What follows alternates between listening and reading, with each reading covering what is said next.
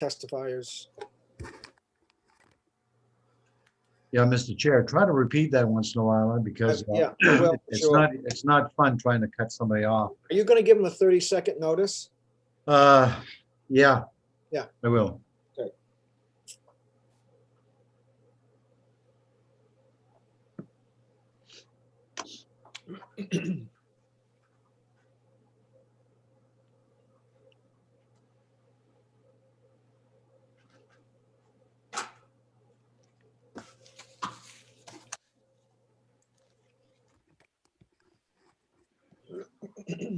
Good to go.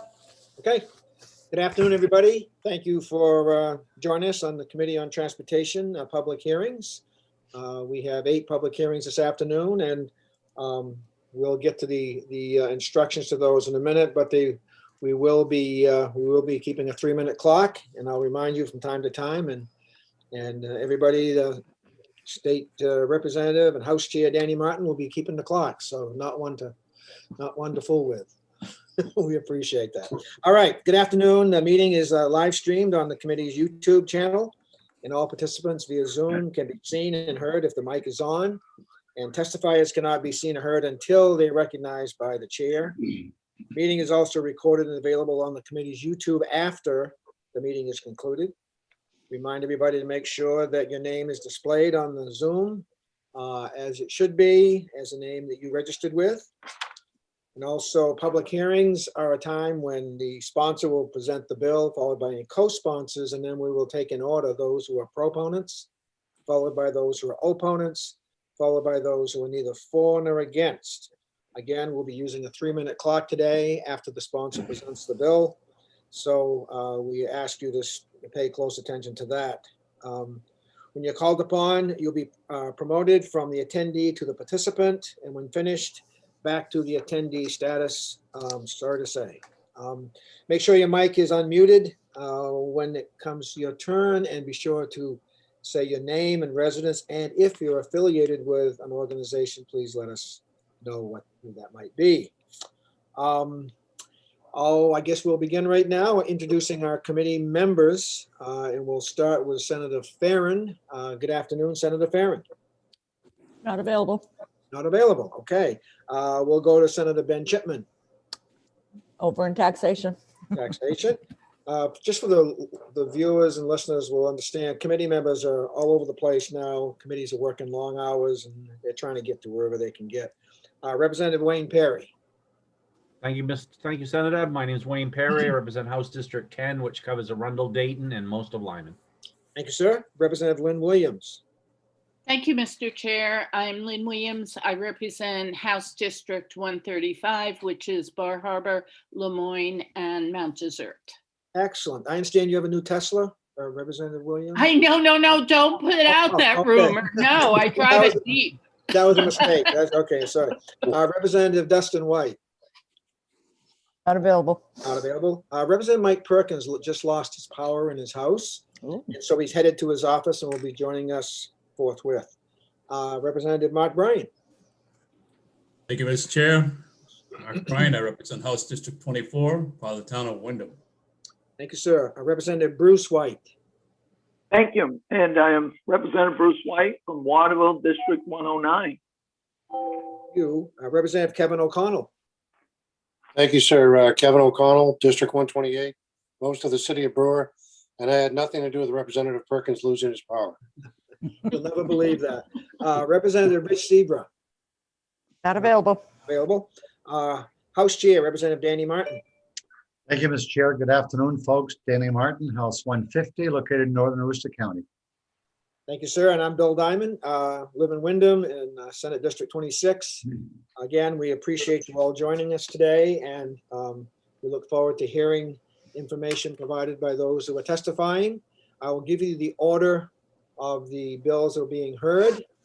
We're going to start with LD 458, followed by 1400, followed by 1122, followed by 925, followed by 1271, followed by 1372, followed by 1359, and followed by 1398.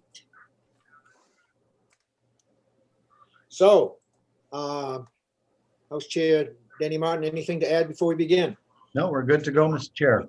Thank you very much. We'll open the public hearing on LD 458, an act to support public transportation infrastructure in York and Cumberland counties, presented by Representative O'Neill of Saco. Good afternoon, and Representative O'Neill, welcome. Oh, I thought it was Representative Copeland. Hold on. Well, yeah, it is. Here she She'll be comes. right there. Yep, here we go. She's coming. Okay, excellent. Good afternoon. Oh, good afternoon, Representative O'Neill. Nice to have you with us. Thank you. You're on right now. Awesome. Thank you. Good afternoon, Senator Diamond, Representative Martin, and members of the Transportation Committee. I'm Maggie O'Neill. I represent House District 15, which is in Saco. Thanks so much for the opportunity to present LD 458, which is an act to support public transportation infrastructure in York and Cumberland counties. To provide you with some background, I submitted this title alongside a young person from Saco who I've worked with for a few years now. His name's Cole Cochran. He's a sophomore at TA, which is our area high school. And also alongside Representative Lynn Copeland, who's here today, who's my counterpart in Saco. To outline our goals with the bill, we hope to work with the committee and the department to support a robust transportation network, both in the Saco-Biddeford area and in southern Maine more generally, that will help address climate change, allow residents to commute to work, the grocery store, medical appointments, and other essentials, and connect area employers with employees who may otherwise be out of range. Cole's done great work in our community to help address climate change. I want to share that last spring, he and I partnered with other students who led our community in passing a municipal climate resolution. And since then, Cole has been attending local meetings and working with staff and elected officials to learn about current work and identify some areas that we can improve. One area that Cole dug into is transportation, because as you know, it's our biggest source of emissions here in Maine. And the Saco-Biddeford area is growing, and areas west of us are growing, including Buxton, Hollis, and Dayton. So we're grateful to have a new turnpike exit that's planned in Saco to accommodate the fact that we have the busiest exit on the turnpike right now. It'll be really helpful for our area as we experience increased development and high traffic volumes. That said, as growth continues, we also want to be sure that we are building a solid transit network as part of that growth. So right now, we have an opportunity to build an integrated transit network as we're growing rather than after the fact. And it's incredibly important to make sure that our public transportation infrastructure meets the needs of those in our city center and the surrounding rural communities who need to get to work, run errands, or get to the doctor. So today, Cole has put together some research to outline what will be helpful for our area and what he's requesting from the committee today. He's brought a draft language proposing some solutions. You'll also hear from Representative Copeland and Biddeford Saco Old Orchard Beach Transit Director Craig Pendleton, who's here to help frame transit availability in our area and what would be helpful to his work so that we serve the folks who need it. So thank you for your time and consideration, and I will hand it off. Well, thank you, Representative O'Neill. We appreciate your presenting the bill to us today. Thank you for that. And co-sponsor, Representative Copeland, would you like to make some testimony? Thank you, Mr. Chair. Yes, I would. Senator Diamond, Representative Martin, and esteemed members of the Committee on Transportation. My name is Lynn Copeland, and I'm honored to represent the citizens of House District 14, which is downtown in coastal Saco. How we leave the earth for the next generation is a direct statement of our values. We do care, and so do our youth.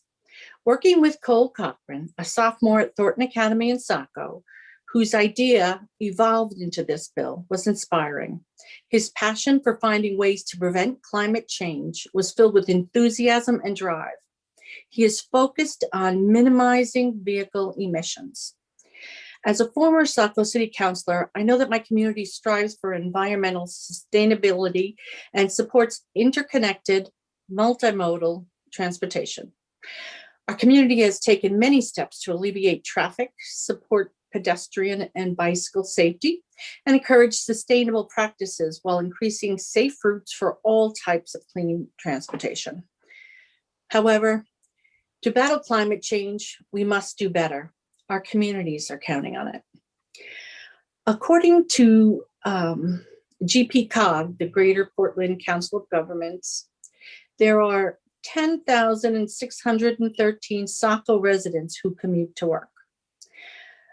Saco has 306 households without a vehicle.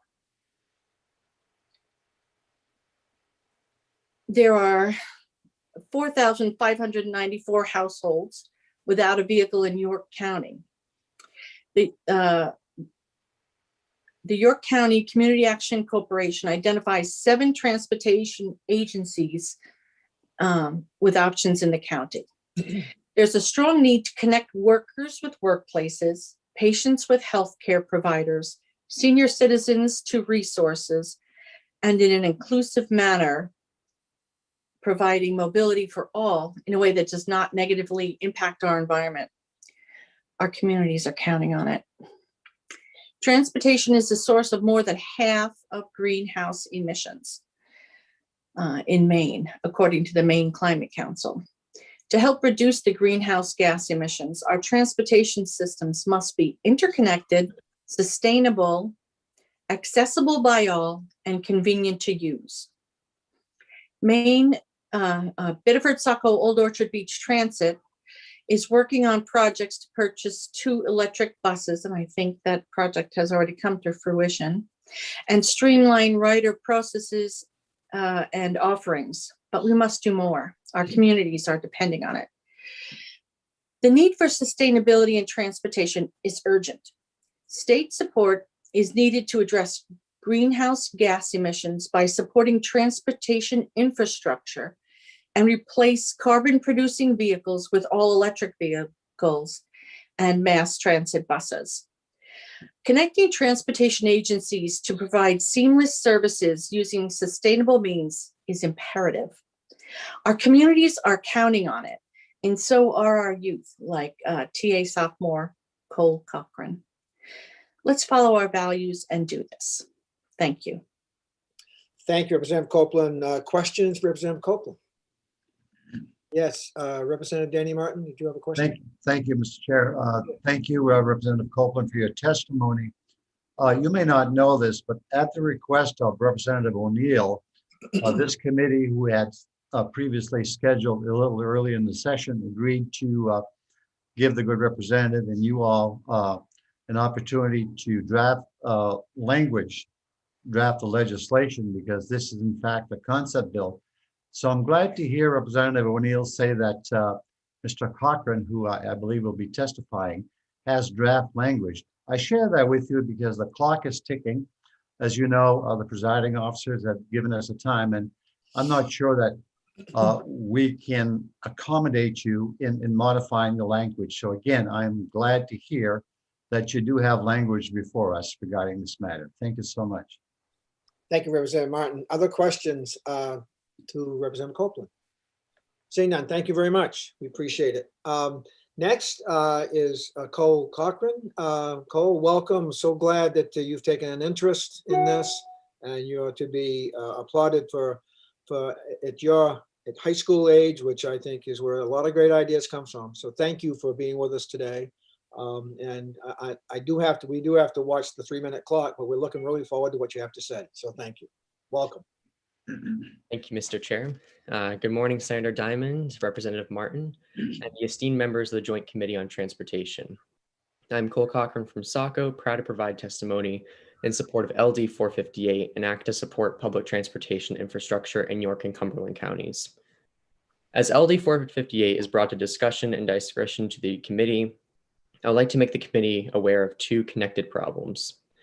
First and foremost, climate change has had a major toll in the state of Maine. Our ways of life, such as agriculture, forestry, water, and even our natural beauties, are in jeopardy as we lack the appropriate action to combat climate change. In fact, there are some tangible effects that are already occurring. For instance, there have been some recent droughts, both this year and last, that have been damaging to our state. This has had a direct effect on crops like blueberries, potatoes, hay, and apples, which are all the foundation of our agricultural industry. There was also increased coastal erosion due to severe weather. This has had a direct impact on my own town of Saco, a town that has paid millions in repairs because of the worsening climate.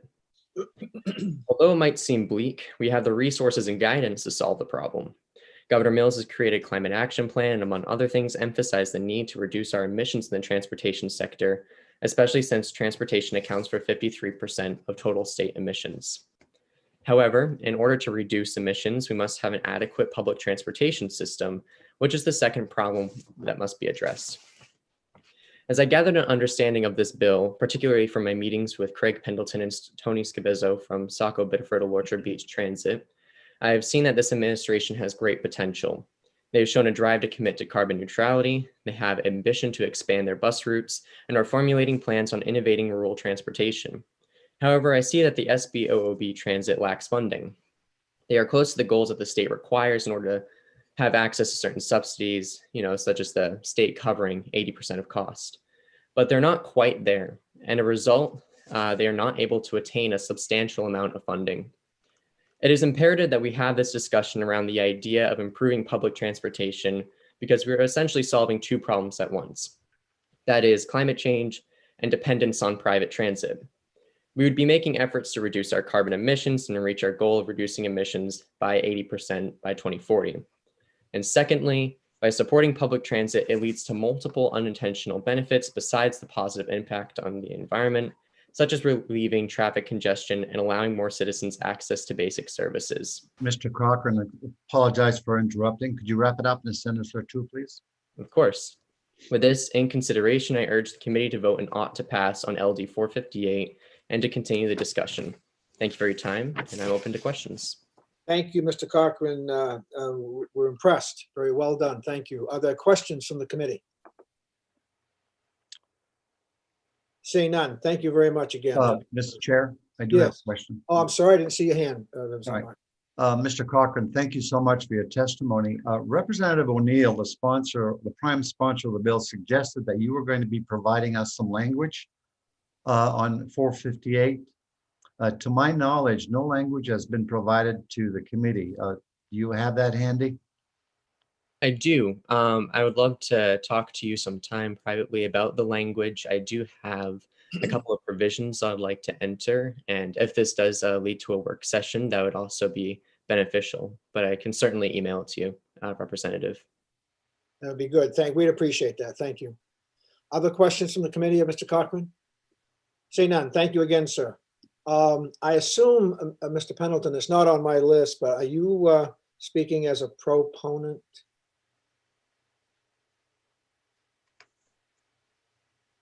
Good afternoon, Senator. I was asked just to be here as a resource. Okay, very good. Provide any questions and answers that might come up.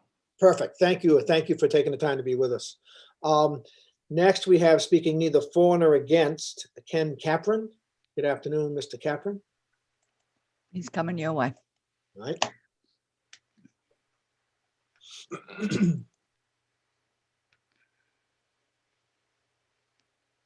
People. I'm supposed to. Yep, there he is. Good afternoon and welcome. Good afternoon, Senator Diamond and Representative Martin and the Committee on Transportation. I signed up to testify on this because I wasn't sure what the details were going to be. And I certainly am a supporter of public transportation, but I think there are other alternatives that also need to be considered and that may become more apparent as the year progresses. Cost is a huge factor in transportation, and most of the funding that I'm aware of in Southern Maine goes through PACS and GPCOG, and I think they're set up to apply for a lot of funding, federal funding specifically for the whole corridor, Route 1 corridor up and down from Brunswick to Kittery. But I certainly support public transit. I just wanted to get some of the vagueness of this proposal out of the way. So I hope that you, when you folks get your hands on some language, you'll pass it on to those of us who are interested. Thank you. Thank you very much for that. Questions from the committee? Seeing none, thank you, sir. And last, speaking neither for nor against, Megan Russo, Department of Transportation. Good afternoon, Megan. Good afternoon, everyone. Senator Diamond, Representative Martin, members of the Joint Standing Committee on Transportation. I am Megan Russo, Manager of Legislative and Constituent Services at Maine DOT. Maine DOT is neither for nor against LD 458 as the bill is currently in concept draft form. Without reviewing the proposed language of the bill, we are unable to formulate a position. We would respectfully request that Maine DOT be afforded the opportunity to weigh in during the work session once official language has been drafted. As this committee is aware, any legislation that attempts to circumvent our work plan process, we historically oppose. Thank you, Ms. Russo. Questions from the committee? Seeing none, thank you very much. That ends our registered testifiers. So we thank everybody for your testimony, for being with us on LD 458, and we'll close the public hearing on LD 458. We'll now open a public hearing on LD 1400. LD 1400 is an act to protect towing operators providing emergency assistance by allowing the use of a flashing red light, presented by Representative Gear of Kennebunkport. Good afternoon and welcome. I almost got that Thank you, wrong. Mr. Chair. Senator Diamond, Representative Martin, and distinguished members of the Joint Standing Committee on Transportation. I'm Tracy Gear. I represent House District 9, which is Kennebunkport, and the coastal parts of Biddeford and Kennebunk. And today I'm here to present LD 1400.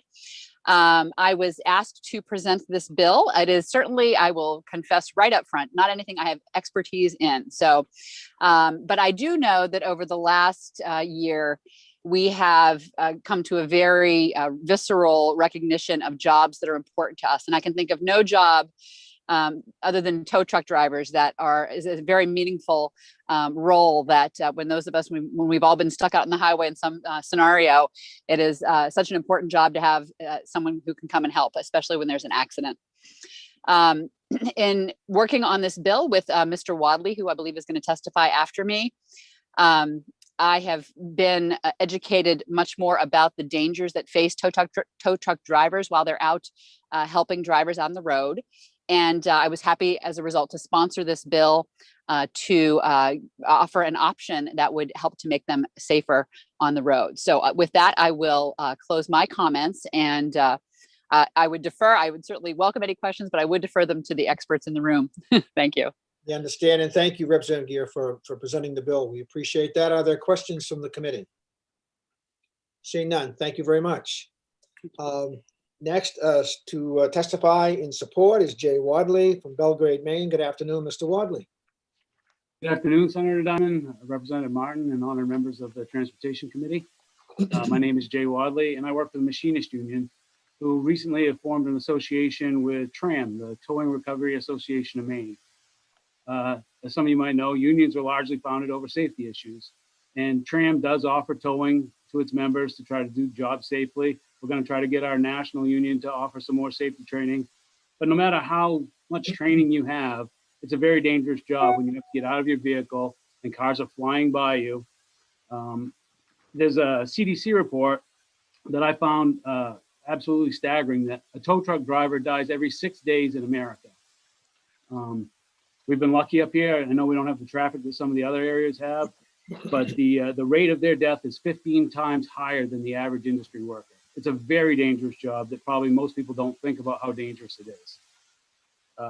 Maine's move over law that some of you guys may have helped pass should be applauded. But the fact remains that Mainers and tourists don't know that it also applies to amber lights. They see the blue lights, they see red lights, they pull over, they see a tow truck on the side of the road, they don't think twice about it, and they go flying by at normal speeds. They don't move over and they don't slow down. I've talked to Mike Kraus, who's the president of the Firefighters Union, and he went out and talked to his chiefs. And I thought if anybody would have an issue, it would be them, because they kind of own the red lights. And he came back and said, if this is going to save lives, I support it. One suggestion on the wording of the actual bill, there's just maybe one little glitch there. is it should be specific to roadside assistance, not when you're going down the road towing a vehicle. Only when you're on the side of the road, you know, when the real danger is if people don't move over and pull over. That's when we feel you should have the red lights on. Not if you're going from point A to B. You're not going to a fire. So I'd encourage you to support it. I think it's a good example of a nonpartisan issue that, when publicized, will showcase the good work that this committee does. Thank you, Mr. Wadley, for being here. Are there questions from the committee? Representative O'Connell? Yes, Mr. Wadley, I've worked on the side of the road as a lineman for the past 30, almost 35 years, and I get almost run over every single day. So if you want to have a red light, you can have as many red lights as you want. That's how I feel. Thank you. Thank you. There you go. Thank you. Other committee questions? Committee member questions? Seeing none. Thank you, Mr. Wadley. Thank you. Next, speaking in favor is Dana Lewis, Belgrade, Maine. Good afternoon, Mr. Lewis. Hi, I'm Dana Lewis, President of the Tow and Recovery Association of Maine. I'm actually down here in Waterboro, Maine. I have a towing business as well. So just try to give a little research on it. We do a slow down, move over campaign every October. We have towers up in Bangor, and we have towers down at the rest area in Kennebunk, and pass out flyers. We've done it for the last 6 or 7 years. I'm trying to make people aware of it. Training classes for our members, you know, for the towers that are out there. You know, doesn't matter to me what color light you have. You still have to keep an eye on the traffic.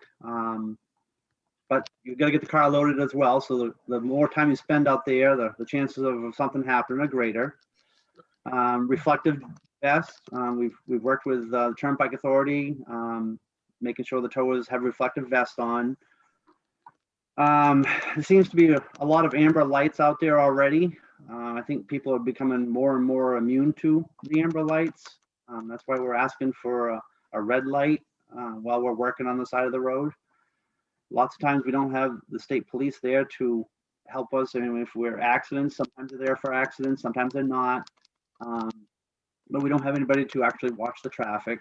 We try to keep the vehicle owner, if they're there, inside the truck and buckled up so that if something does happen, at least they're not beside the road. Presented to the state police, a slow down, move over campaign, setting up a detail. They didn't want to work with us without a grant. Thank you. A grant to be able to do it, which I don't know how money goes with the state police, but I was like, geez, my tax dollars and your own people are out there beside the road. You know, why can't we just spend a day doing a slow down, move over campaign, you know? And so we didn't get no response with that. Let's see, the only other way we can try to deter this is to have 2 operators in a truck, you know, one to watch the traffic, one to load the vehicle in case something is happening. They can run off, both of them can run off into the ditch. And that gets expensive. So if your car breaks down beside the highway and now you're paying for 2 people, just one to watch the traffic, and it gets expensive. So there's really a tough way to try to figure out how to solve this problem. I've had 2 mirrors on my trucks taken off. One was on 111 in Arundel. Mr. Lewis, excuse me for interrupting. Could you wrap it up in the Senator's stew, please? Sure. So one of my mirrors was taken off on 111 in Arundel, which was the deadliest road in Maine there for a while. So it does hit home. So that's why we're asking for a red light. Thank you, Mr. Lewis. I appreciate that. Representative O'Connell has a question. Sorry about that. I didn't drop it. Nope. Okay. No problem. Representative Perry. Thank you, Mr. Chair. Mr. Lewis, I will echo your statements. I live on Route 111 in Arundel. So every time I go to turn into my driveway, I'm ready to get rear-ended. So I know exactly what it is on Route 111 in Arundel. There you go. Thank you. Other questions of Mr. Lewis? Seeing none, thank you, sir. Appreciate you being here with us today. Absolutely. Next in speaking as a proponent is Mickey I don't have the right spelling here. Tebow. Yep, Nikki Tebow, welcome. Thank you. Can you hear me? I can't, I don't see myself, so I wasn't sure. I'm just asking for your support for this bill because the towers are they're our family, our husbands, wives, children, and there's no guarantee that they're going to be coming home after they have a call to go out onto. That we've all guilty of being complacent with the amber lights because they're overused. I mean, there are towers that actually are going down the road with lights on when they shouldn't be. There's the mail carriers use it. Tow truck drivers are constantly running down the road. Our DOT here in Durham is out as soon as they get in the truck, their lights are on, their yellow amber lights. So nobody really pays attention. And one thing that I've noticed is, and I've heard, is that when a wrecker shows or tow truck shows up on scene, the policeman usually will take off at that point because they're done with their duties. So there's no way to have people pay attention, because if you have the yellow lights, like everyone said, people just don't really pay attention and they're distracted. So the addition of the red lights would bring awareness and attention to provide extra layer of safety, hopefully, to our tow truck operators. And I strongly feel that it should be on scene only, because we don't want to be in the same boat with the amber light, with the red lights, that we are with the amber lights. So I think that it would really bring awareness to people as they're assisting roadside. Thank you. Thank you very much. I apologize. My screen went off and everything else at once, but I got back and just heard the end of that. Other questions from the committee?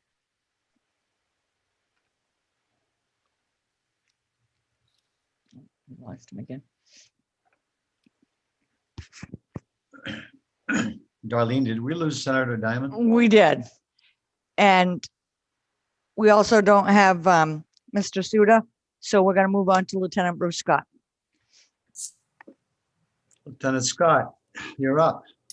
Yes, good afternoon. I think Senator Diamond's still there somewhere, and Representative Martin, distinguished members of the Joint Standing Committee on Transportation. My name is Lieutenant Bruce Scott, and I am the commanding officer of the State Police Traffic Safety Unit. I'm here today to testify on behalf of the Department of Public Safety and the Maine State Police in opposition to LD 1400. First of all, I'll start by saying if I thought a red light would save any of their lives, we would have a different position on this. We have blue lights, and we don't get people to change lanes for us, and we had a lot of near misses. So I understand the concern, the problem, but the red lights, we're going to oppose. This bill, if passed, would authorize the use of red emergency lights on wreckers. The current law only allows the use of red lights on emergency vehicles. Allowing the use of red lights on non-emergency vehicles would likely lead to a wave of other vehicle operators who desire additional lighting to come forward and then make that same request. The motoring public knows that these red lights represent emergency vehicles, that the red lights are only allowed to be used while en route to or at an actual emergency. Allowing others will likely lead to confusion and desensitization over time.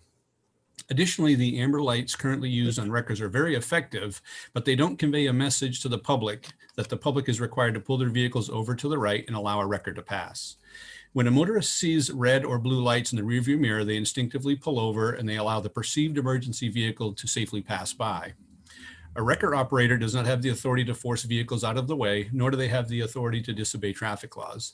This would almost certainly lead to confusion and create more harm than the perceived benefit of the bill that it intends to create. Also, this bill has contradictory language that states a wrecker may have a light in it in one sentence, but then in another it states that it must be used in situations where the use of an amber light is mandatory. This would mean that a wrecker light must use a red light when loading, unloading, freeing, or towing a vehicle. Red lights are very distracting, and to have them on simply while towing a vehicle, sometimes for hundreds of miles, would certainly create more harm than good. I would also like to add that I personally operated a wrecker for over 7 years at a very busy Central Maine full-service facility.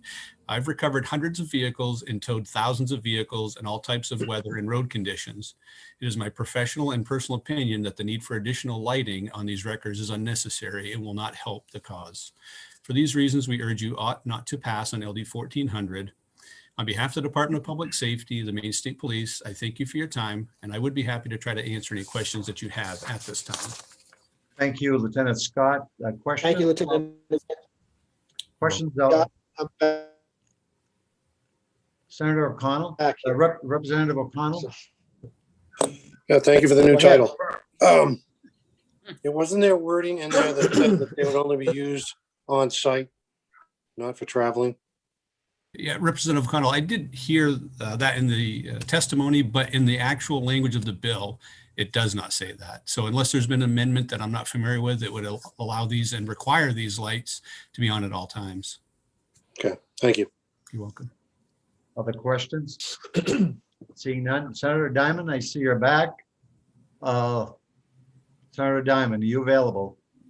I am. I just I've lost it twice. I know. Me? The next speaker, Senator Here. Diamond, would be Carol Sanborn. You good? Represent Carol Sanborn, you're next. Thank you. Charlie? Should I start now?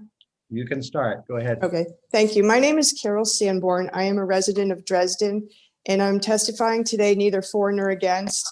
I am not an expert in transportation safety and only recently became aware of this bill, but I really think it's important for all of us. For over 40 years, I've lived on a road that's heavily traveled by BIW commuters. For the same period, I've commuted daily to and from work on 295. And I spend a significant amount of time traveling on other roads and have witnessed many accidents and seen countless vehicles in need of roadside assistance and have needed it myself on a couple of occasions. To me, tow truck drivers are a type of first responder. They arrive on the scene of dangerous situations, work hard to remove hazards, and safely get us out of difficult circumstances. And they usually work in poor weather, low visibility, and in isolated areas. I have witnessed quite a few near miss situations caused by drivers who do not slow down, but also when driving myself, I have been surprised by coming onto the scene of a rescue unexpectedly. And I really believe that if there had been better lighting or more, that it would have helped. I have no idea how they managed to survive some of these situations. My daughter is a safety engineer and directs a loss control department of an insurance company. And I'm aware through her that for insurance purposes, tow trucks are classified as a higher level hazard risk. Then they pay increased insurance premiums for that purpose. If the insurance industry recognizes them as having an increased hazard, then I think the laws protecting our citizens should also recognize that.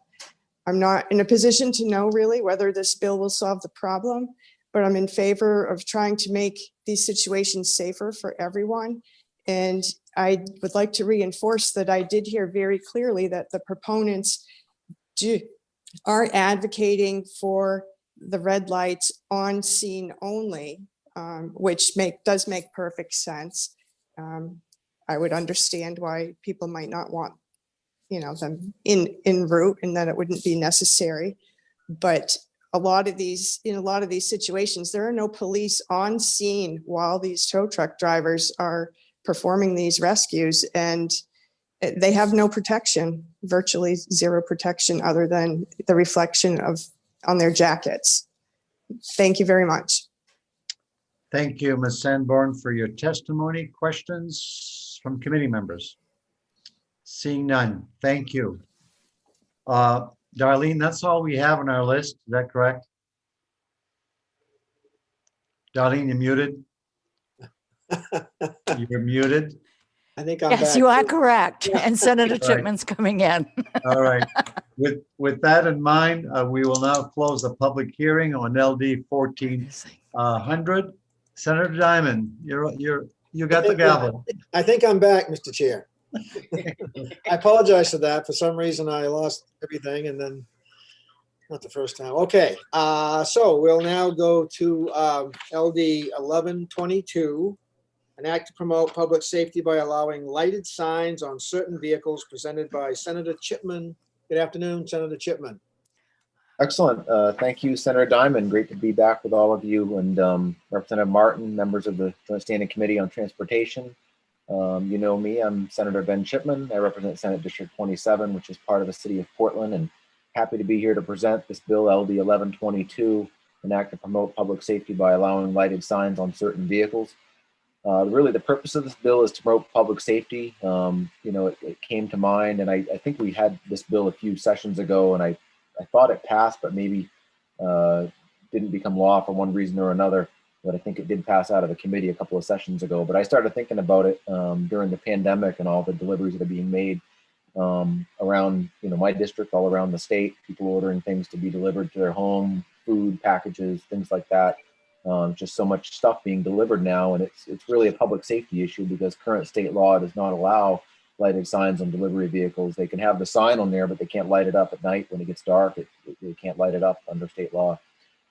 So I think it's a safety hazard. You know, someone could be ordering takeout dinner, expected delivery to be coming to their home. They get a knock at the door. They, you know, assume it's dinner. They look out. They don't see anything because there's no sign lit up. They assume it's the pizza being delivered, and then they end up getting having a home invasion or getting robbed or something like that, or something terrible. So I think it's important to allow, you know, the signs to be lit up so they can look out the window, see if it's what they're expecting for a delivery before they open the door. This bill would help rectify that problem by allowing the sign that's on the top of their car to be lit up. I think the bill does specify that it could only have the name of the company doing the delivery on the sign, no other advertising.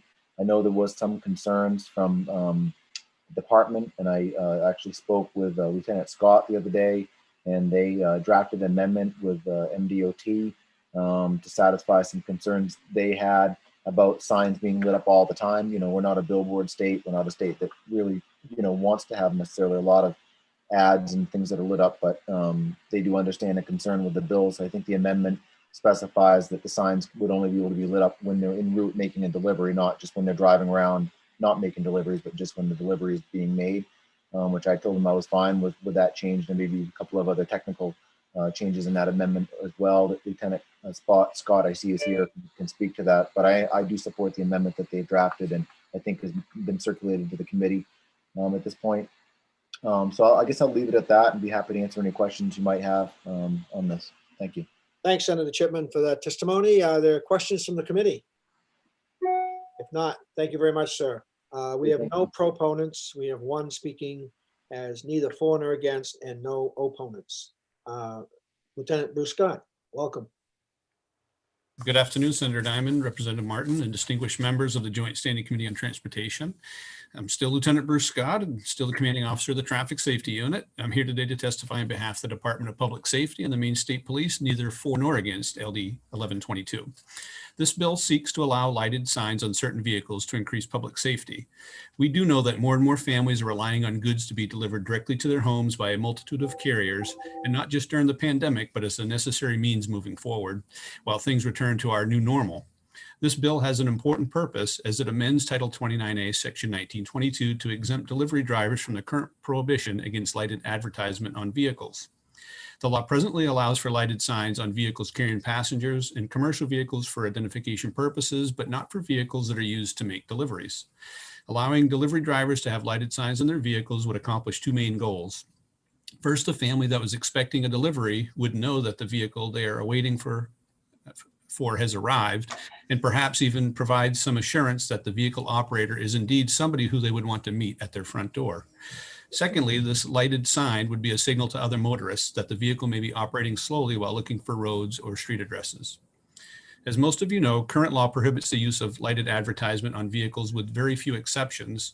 The intent of the current prohibition is to promote roadway safety by limiting distractions to drivers. The lights on vehicles are strictly regulated as each light serves a purpose. Some lights are to help drivers see, the road. Some lights are to tell other motorists what direction you're traveling, if you're slowing, turning, or stopping in the middle of the road. The color, size, and location of lights provide this different information, and the overuse of optional auxiliary lights on vehicles is dangerous as they take away from the important safety message that required lighting is designed to convey. With that in mind, this bill does not limit the number, use, or type of lighted signs that would be authorized and therefore may have unintended consequences. For these reasons, we're neither for nor against LD 1122. And as Senator Chipman pointed out, we did discuss some of the concerns that were presented in my testimony. We did come up with some language that was agreeable to both myself and the Department of Transportation. And I've submitted that to Senator Chipman as well as Sam Prower, and hoping that that would provide some information that the committee would find helpful. So on behalf of the Department of Public Safety and the Maine State Police, I do thank you for your time, and I'd be happy to answer any questions that you may have at this time. Thank you very much, Lieutenant. We appreciate that. A question from Wayne Perry, Representative Perry. Thank you, Senator. Lieutenant Scott, what are those changes? So within the recommended changes, there's an amendment that specifically will ask that they be limited to one sign per vehicle, and that they'll only be illuminated while making an actual delivery, that they can't blink or flash or scroll or change messages while driving down the road. So it'll have the same language that Senator Chipman had in there, and that it will only allow for the name and the telephone number of the company. But we wanted to restrict it further by not having them on all the time and not encourage and promote other companies from using it as an advertising tool while traveling about. So we felt if they were only to put them on while making a home delivery, it would serve that purpose of providing identification to the homeowners, but also warning motorists of their slower, erratic driving, possibly while looking for an address. Follow up, Mr. Chair? Yes. Go ahead. But how is that going to get policed? How do we know that they're making a delivery and not just driving around? How do we know that they're actually on their way to a place? And you see what I'm saying? I don't know how that gets policed. So that means their advertisements, they're on there all the time. Representative Perry, it's a great point, and the way to police it is like we do everything else. We realize that we don't stop all behavior, and it can be a concern if people don't follow the laws as we write them or as you write them. But we feel like that's a good step in us being able to address those problems if we see them, if we see the abuse. I feel like a lot of the delivery companies that are within municipalities and organized areas would be known to the law enforcement, and they would have a pretty good idea if they were just leaving them their lights on all the time. If they were traveling up and down, say, the interstate system with them on, it'd be pretty easy for us to see a vehicle on the interstate and know that's not for a delivery and require them to turn them off. So it would be the secondary roads where I agree there could be some confusion.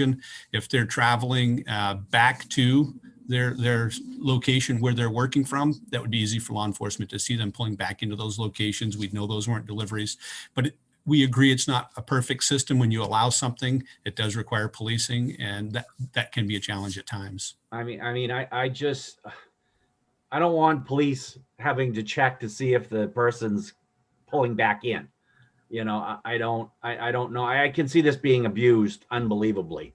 And, you know, maybe if it's stated they can turn it on when they get in the yard or something like that. But to have these on all the time, you know, nobody wants billboards. This is a billboard that's driving around. And what's to say that, you know, I couldn't do it in the back of my pickup and have a 4x8 sign in the back, you know, and make and deliver. You know, do we get to that point? That would be my only concern. Thank you. Sounds like a work session question for sure. Other questions from the committee? Seeing none. Thank you, Lieutenant, for that. We appreciate it. And thank you, Senator Chipman. We have nobody else that's been registered to testify, so we'll close the public hearing on LD 1122. We'll now open the public hearing on LD 925. Resolve directing the Department of Transportation to develop a plan to redevelop exit 5 of Interstate 295 in Portland, presented by Representative Luckner of Portland. Good afternoon, Representative Luckner. Nice to have you with us. You're on mute, Representative. Thank you, Mr. Chair. And you're not the only one having internet connectivity issues today, so hopefully I don't cut out. All right, Senator Diamond, Representative Martin, honorable colleagues on the Committee of Transportation. My name is Grayson Lookner, and I represent all or parts of the neighborhoods of Libbytown, Nason's Corner, Rosemont, and Strawwater in Portland. I'm here today to introduce LD 925, resolved directing the Department of Transportation to develop a plan to redevelop Exit 5 of Interstate 295 in Portland. When the interstate system was being designed and built, engineers could not foresee a future in which housing insecurity, the lack of walkable neighborhoods, and a pressing climate crisis would necessitate that in the future, we would have to find ways to move our transportation system away from cars, especially in cities. They did, however, recognize the political necessity that when developing cities with this infrastructure, they had to choose the lowest income and most racially diverse neighborhoods where they could declare eminent domain and subsequently displace whole communities in order to create these systems. The interchange at Exit 5 on Interstate 295 in Portland is the legacy of those choices and that lack of foresight. Additionally, this interchange is redundant, confusing, and dangerous. Due to its obvious design flaws, it has been designated a high crash location, and I myself have experienced several near misses there. I'm not the best driver, admittedly, but I think most people who testify here will say something similar. It's time to take a look at this interchange and determine whether it can be redeveloped to be more efficient, more safe, and provide badly needed space for affordable housing in Portland, which is an issue that impacts the whole state. If determined to be appropriate after conducting a traffic study, communities that were displaced when the interstate was built could reclaim some of that space in Portland. A study was conducted almost 10 years ago in which the city did come up with a plan to redesign this interchange. And due to disagreements between the city and the Department of Transportation, those recommendations were never implemented. And to this day, Exit 5 remains dangerous, inefficient, and a poor use of land in an area where it is badly needed for affordable housing and neighborhood amenities. It has come to my attention that the Department of Transportation will be testifying in opposition to this bill. It is clear that their priority is the convenience for motorists in the city, as it should be, but there are other considerations they are not addressing, primarily the livability of the neighborhood and the necessity of, in the long run, moving away from cars being the only and most viable means of transportation in our state. In the long run, we must find ways of moving our infrastructure away from a strictly automobile-centric system, and the DOT will be an integral part of that project moving forward. This bill will be a step towards a carbon neutral and sustainable future in which we design our cities around people and not around cars. This study and potential redesign will create much more safety and livability for people who live in the shadow of 295 and in part remedy one historic wrong perpetuated on communities of color in our state. This bill is not just about drivers. Appropriately, this bill is about the intersections between transportation, livable neighborhoods, housing, and racial and climate justice in our cities and around our state. So thank you for hearing my testimony, and I urge you to support ought to pass. I'll do my best to answer any questions, but we have a lot of other folks testifying, so maybe they can do a better job. Thank you very much, Representative Lookner. No, fine job. We appreciate you bringing that to us. Are there questions from the committee? Seeing none. Thank you, sir. Are there any co-sponsors that Representative Danny Martin? No, I believe, Mr. Chair, there are no co-sponsors, but I just want to remind of those who will be testifying, and we do have several members that will, that the committee is maintaining a 3-minute clock, and you will be reminded to you'll be given the heads up 30 seconds prior to the 3 minutes is up. Thank you, Mr. Chair. Questions, Senator Chipman, you have a question? Yeah, I just wanted to clarify, there are several co-sponsors to the bill. I'm a co-sponsor of the bill, maybe none that are here to speak, but just to clarify that there are co-sponsors and I'm one of them. I support the bill. Obviously, I've not been offered any testimony, but just wanted to make that clarification. Thank you very much. Appreciate that. We'll now go to the first proponent, Zach Borowitz. Zach, good afternoon and welcome.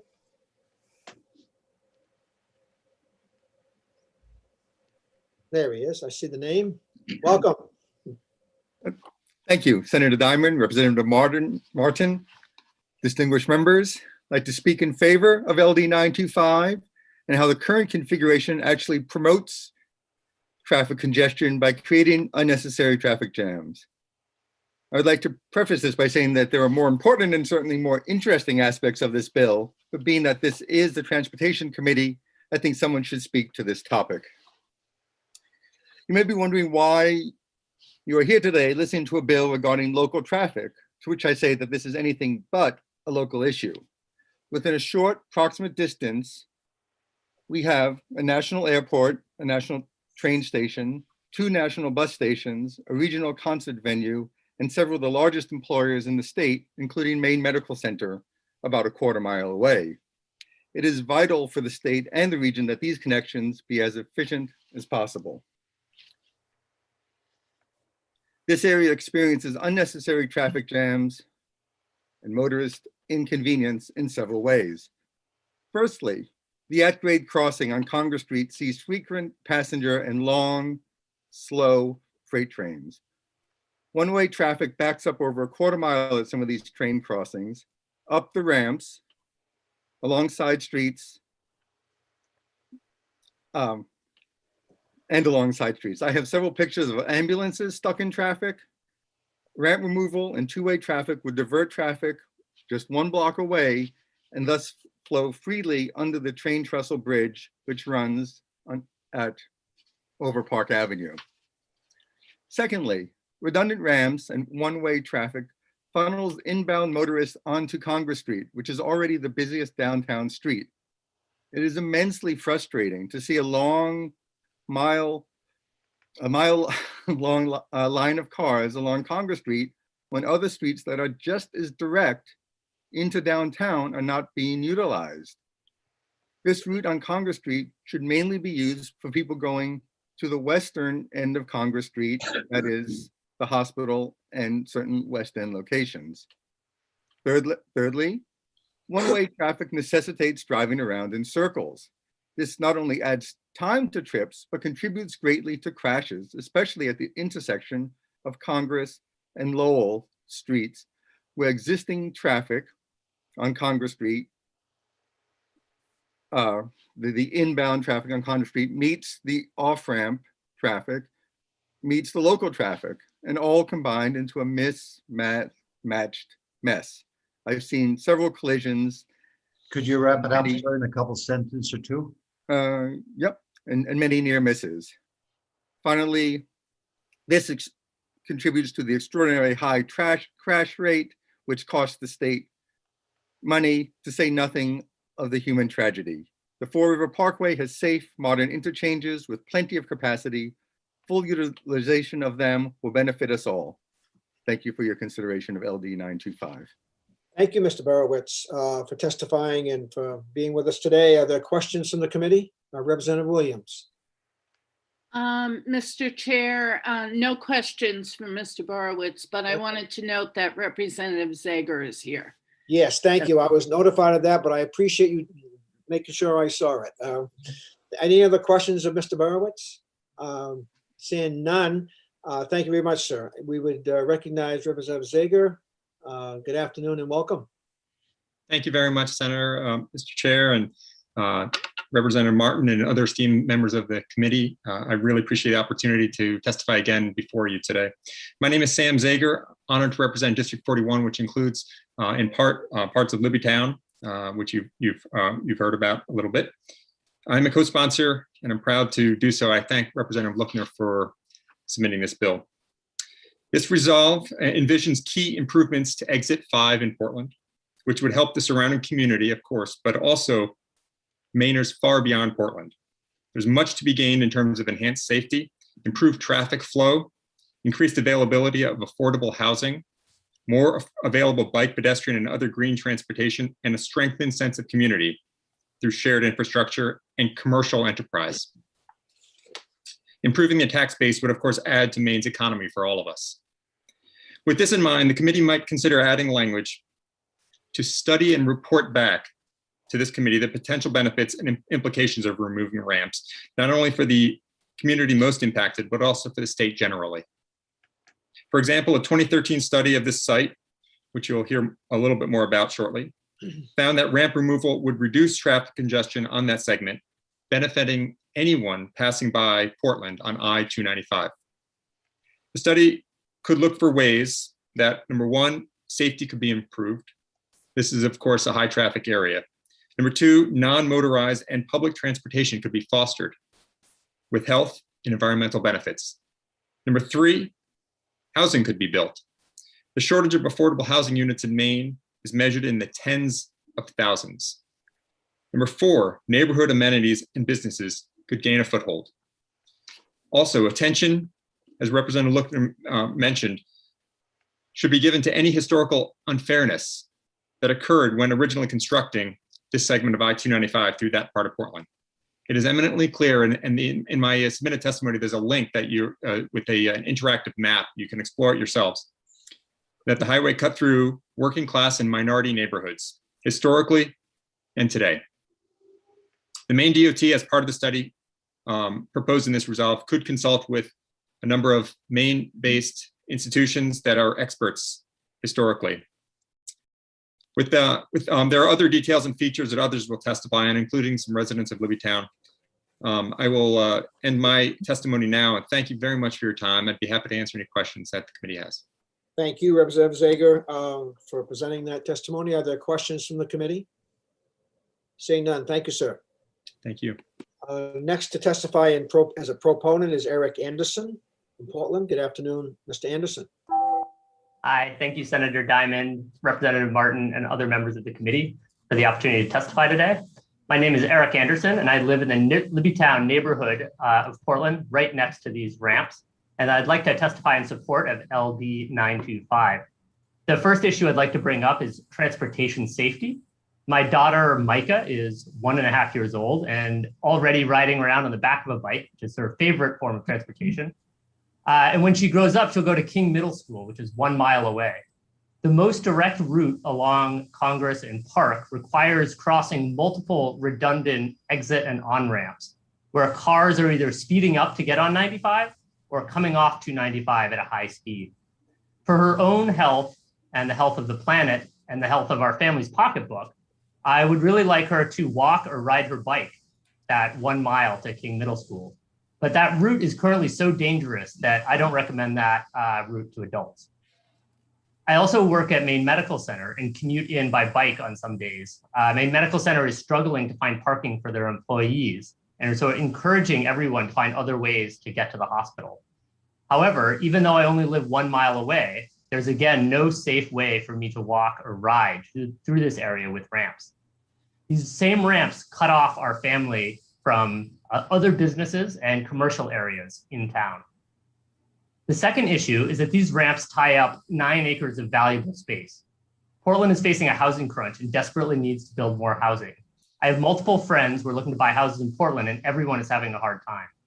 These are well-off professionals, doctors and tech workers from Silicon Valley. These are folks we want to attract and keep in Maine. We need to build more housing in Portland to do that.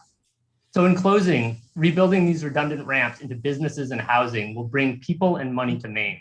This project could transform the area, reconnect parts of the city. This project will make a better neighborhood, a better state, and a better world for kids like my daughter to grow up in. Thank you for letting me share my perspective on why I support LD 925. Thank you, Mr. Anderson, and thank you for being with us. Are there questions from the committee? Seeing none, thank you, sir. Next proponent is Christian Milmail. I apologize if I mispronounced that. I don't see them in the attendee room, so Okay. I've moved We'll the next move person on- in. We'll move on to Fred Dillon of Portland. Mr. Dillon, welcome. Hey, thanks for having me. My name is Fred Dillon. I'm a longtime resident of the city of Portland and Libbytown, also a member of the Libbytown Neighborhood Association. And I appreciate your giving me the time to address this issue. And I'll just begin by reading my prepared remarks, which are, as a native Portlander who has spent much of my life residing in or near the Libbytown neighborhood, I've borne witness to many of the changes that have occurred and fractured and fragmented this gateway to the city. In the early 70s, I remember crossing the I-295 construction corridor while it was still being built from my grandmother's apartment on Exeter Street to attend football games at the Fitzpatrick Stadium. And as a fairly unathletic child, I guess, I got my first base hit at the Little League 2, the field on Little League 2 field on St. James Street in the shadow of 295. I grew up on Gilman Street where my friends and I would use the unfinished Exit 5 interchange ramps for numerous wintertime sledding adventures. And now as a resident of Davis Street in Libbytown for over 25 years, it's probably fair to say I'm pretty familiar with the area.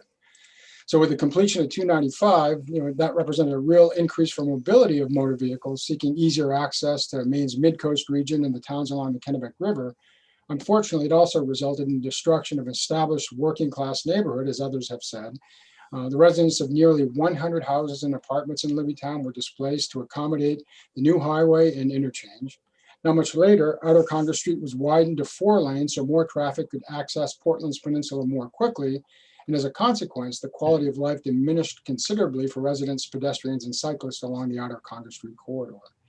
In the mid-2000s, I was part of a study that was commissioned by the city for the Outer Congress Street corridor that resulted in very modest transportation enhancements, mostly changes to lane striping, that unfortunately these enhancements created very few appreciable improvements for more human scale transportation options. Around the same time, a pedestrian attempting to cross Congress Street was tragically killed by a motor vehicle. And in response, the city installed a signal crosswalk between Caleb and Lassell Streets, which again is along this Outer Congress Street corridor. And while this was helpful, a single crosswalk did little to address the underlying issue of poorly designed transportation infrastructure, which I define as one that that equitably balances the needs of various transportation modes.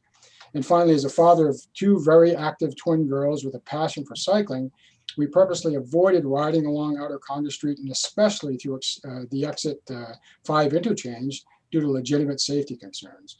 As you've heard already, many other families with similar cycling or pedestrian interests now do the same. In my testimony, there was a link to the Connecting Libbytown study, which was completed by Portland Trails in 2009 and represented the first serious attempt to develop a meaningful pedestrian and bicycle improvements for the area. Notably, their recommendations for new trails studiously avoided the Exit 5 interchange, given how inhospitable, I guess I'm just about out of time, it is for pedestrians. Dylan. And I guess I'll just conclude by saying, there is, just in response to, I saw the written testimony from George Taylor of MDOT, and she says that there are studies that demonstrate that there aren't, that the traffic is not, going to be adequately addressed with changes to the interchange. There's definitely empirical evidence that would refute that. So I hope you'll seriously consider supporting LD 925. Thanks for your time.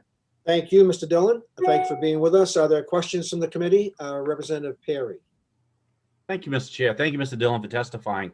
Help my memory a little bit. Didn't that all just get changed?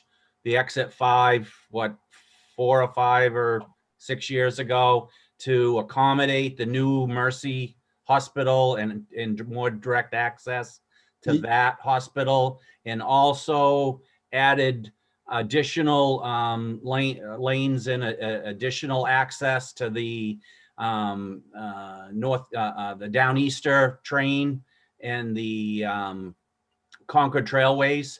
Didn't they put all new, wasn't that all done to accommodate all those things? So I guess I'm just a little confused about now, what is the remedy? Do away with all this highway that's there, that's going to Mercy Hospital, that's bringing traffic into the city? Kind of refresh my memory on how that all worked. Sure, and there are probably others on this call that could more accurately cite the timing, but it's at least 10 years since the Four River Parkway was constructed.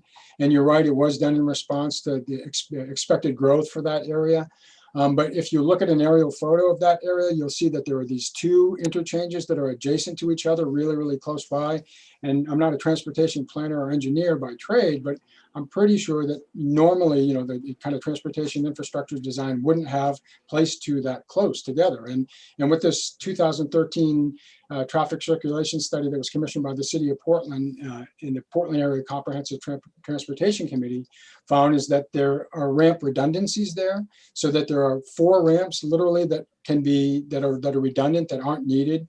And that's what some of the other folks on this meeting you're hearing here today have been saying, is that you could safely eliminate those and still you'd have some slight decrease in levels of service for vehicles, but you have this huge benefit to pedestrians and cyclists through that area while still maintaining adequate levels of services. So I think, you know, that yeah, I think it's pretty clear there's empirical evidence to support that contention. So yes, I mean, that Fore River Parkway was built to accommodate Thompson's Point, the Mercy Hospital, and so on and so forth, but there are redundancies that were built into that as a result. I'll follow up, Mr. Chair. Yes. So currently you get 2 ramps on each side, I believe, 2 northbound and 2 southbound, correct?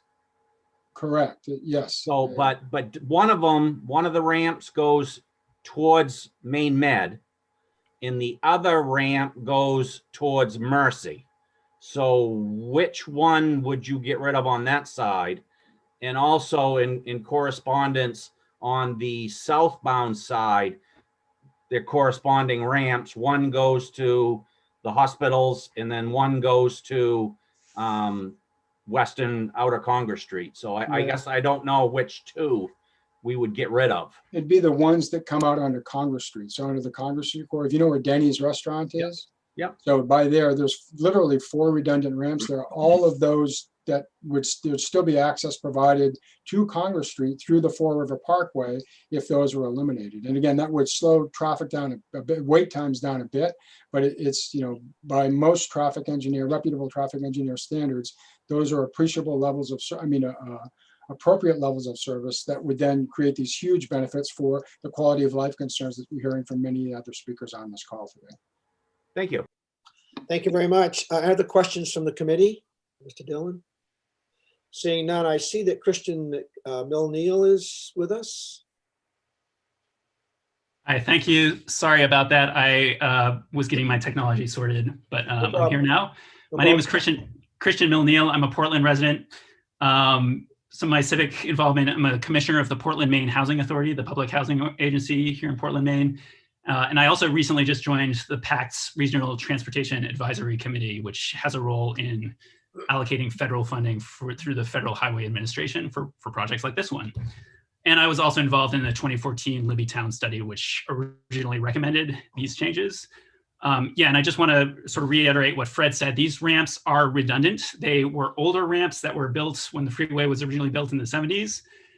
The Fore River Parkway got built and added a new set of ramps that are larger and actually meet modern highway engineering standards.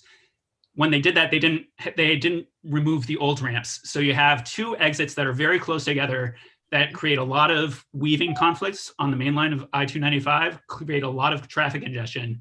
So there's actually, even though it would create a slightly longer route for drivers heading northbound from the Fore River Parkway to Congress Street, you could still get there, and it would significantly reduce traffic congestion on the main line, which is where the most traffic congestion issues arise. But I want to speak in the big picture for a minute. As many of you know, Maine DOT currently lacks funding to maintain all of its existing infrastructure statewide. And it also lacks the funding it needs to, or it lacks a comprehensive strategy for that matter, to meet the state's new short-term and long-term climate goals with increased transit service, for instance. So this agency absolutely needs to do a better job at asset management. Its current highway maintenance liabilities are basically an unfunded mandate that pose long-term risks both to the state's infrastructure and to the state's credit ratings. Okay, bond buyers look at a state like Maine, look at all of its unfunded highway maintenance needs, and it's a red flag. Okay, so here at Exit 5, we have an opportunity to unload an obsolete piece of infrastructure with 9 acres of state-owned land and put it back on the tax rolls, make it a economic development asset that pays for property taxes and creates transit-oriented development that will actually reduce regional traffic in the long term. As I mentioned, I'm a member of the Housing Authority. We're trying to do a lot of housing development in the Portland area. The land that's owned by the state here is worth at least $1 million per acre. So it's a huge opportunity for Maine DOT to get a short-term, immediate capital infusion to its bottom line, and also unload, as I've mentioned before, a piece of obsolete highway infrastructure that doesn't meet modern highway engineering standards. Mr. McNeil, we are maintaining a 3-minute clock. If you could wrap it up in a sentence or two, that would be great. Thank you. Yeah, so in short, I think one sentence, this bill gives the legislature an opportunity to remove a large financial liability from Maine DOT's balance sheet and create an economic development asset instead.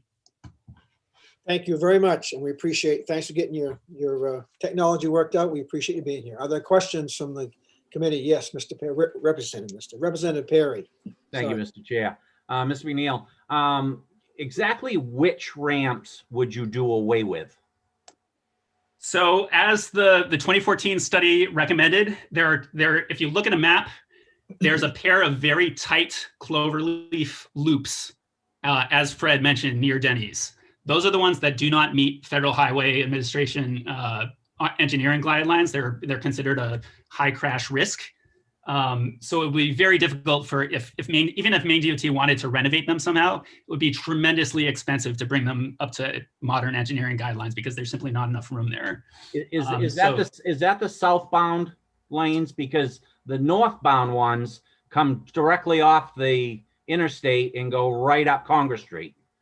So yeah, and that one is also, so that there's that northbound ramp that comes from northbound I-295 right onto Congress Street with Denny's right in front of you.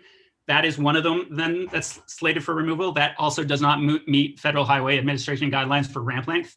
That's a high crash location because you only have about, 1,000 feet to decelerate from freeway speeds to Congress Street where there's a yield sign, and oftentimes you have to come to a complete stop.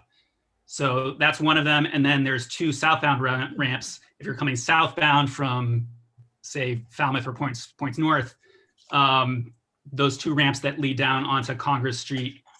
One ramp is an off ramp and one's a very tight on ramp that leads from Park Avenue rather, around to the right and then onto 295 southbound. Yeah. And I think those are the 3 that the 2014 study recommended for removal and redevelopment. Because the one that's northbound that goes right up to Congress Street, that's been there since the beginning. Exactly. That's one of the very old 1970s era ramps. And that was before, as I said, modern engineering guidelines have changed a lot since the 1970s. Cars have gotten bigger and more powerful and more dangerous. So a lot of these older ramps present a real safety hazard in addition to having huge unfunded maintenance needs. Thank you. Thank you very much. Other questions from the committee? Seeing none, thank you for being with us today. We appreciate it. Next to speak as a proponent is Jamie Parker. Good afternoon, Mr. Parker. Good afternoon. Thank you, Senator Diamond, Representative Martin, and committee members. Jamie Parker, Portland resident.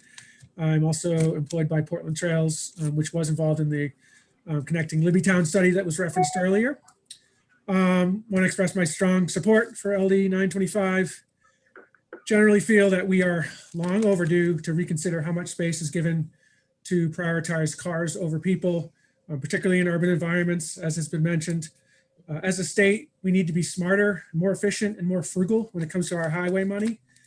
We need to invest in places for people, and that obviously includes housing and walkable neighborhoods, 2 things that would potentially be provided by this land that would be freed up. These ramps cost a lot of money to build initially and to maintain, and 8 to 9 acres certainly, as Mr. McNeil mentioned, could provide revenue. So it's really, it seems a common sense effort here to get rid of older, unsafe, redundant infrastructure that we can't afford and replace it with desperately needed housing and increase the walkability, the livability, the tax base of the area.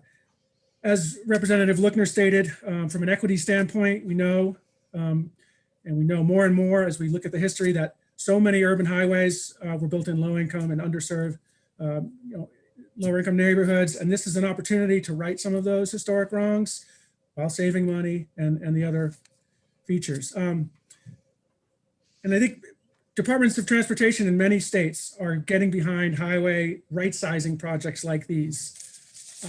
Maine DOT has real opportunity here and throughout the state to get ahead of the curve. Instead of dragging their heels on common sense issues like this, they really have an opportunity to join other DOTs across the country in supporting projects like these. And I really urge, I know that they've are speaking opposed to this, but I think that that is sort of outmoded thinking, and we really need to question that. And doing a study, ensures that we put good minds and good resources towards finding a safe, acceptable solution. So there'll be an opportunity to figure that all out and answer those questions. So thank you very much for your time. Thank you, Mr. Parker. Are there questions from the committee? Seeing none, thank you, sir. Next, we'll go to Maureen Morse.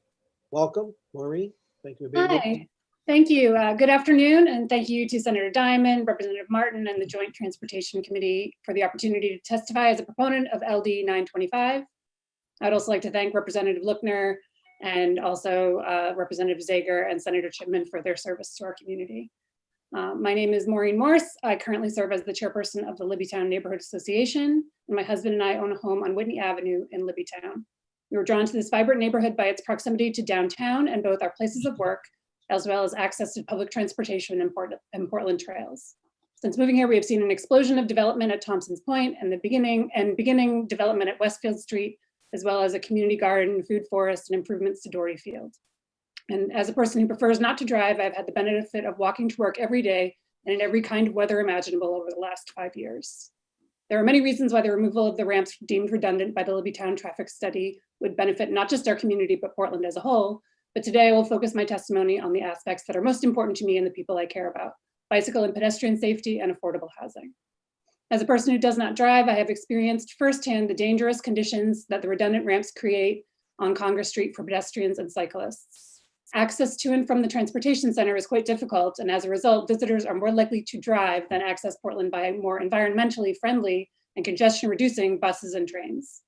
With the skate park, public pool, and new playground scheduled to be built at Doherty Field, as well as the Children's Museum set to open on Thompson's Point, there are many important amenities for both residents and families visiting Libbytown, and making the streets safer for pedestrians and cyclists is a win-win for residents and visitors alike. Libbytown is the gateway to Portland and has the opportunity to revolutionize the way we travel in and out of our city. And removing these redundant ramps is an important step in this process. Secondly, in order to keep Libbytown diverse and equitable for all residents, affordable housing is a must.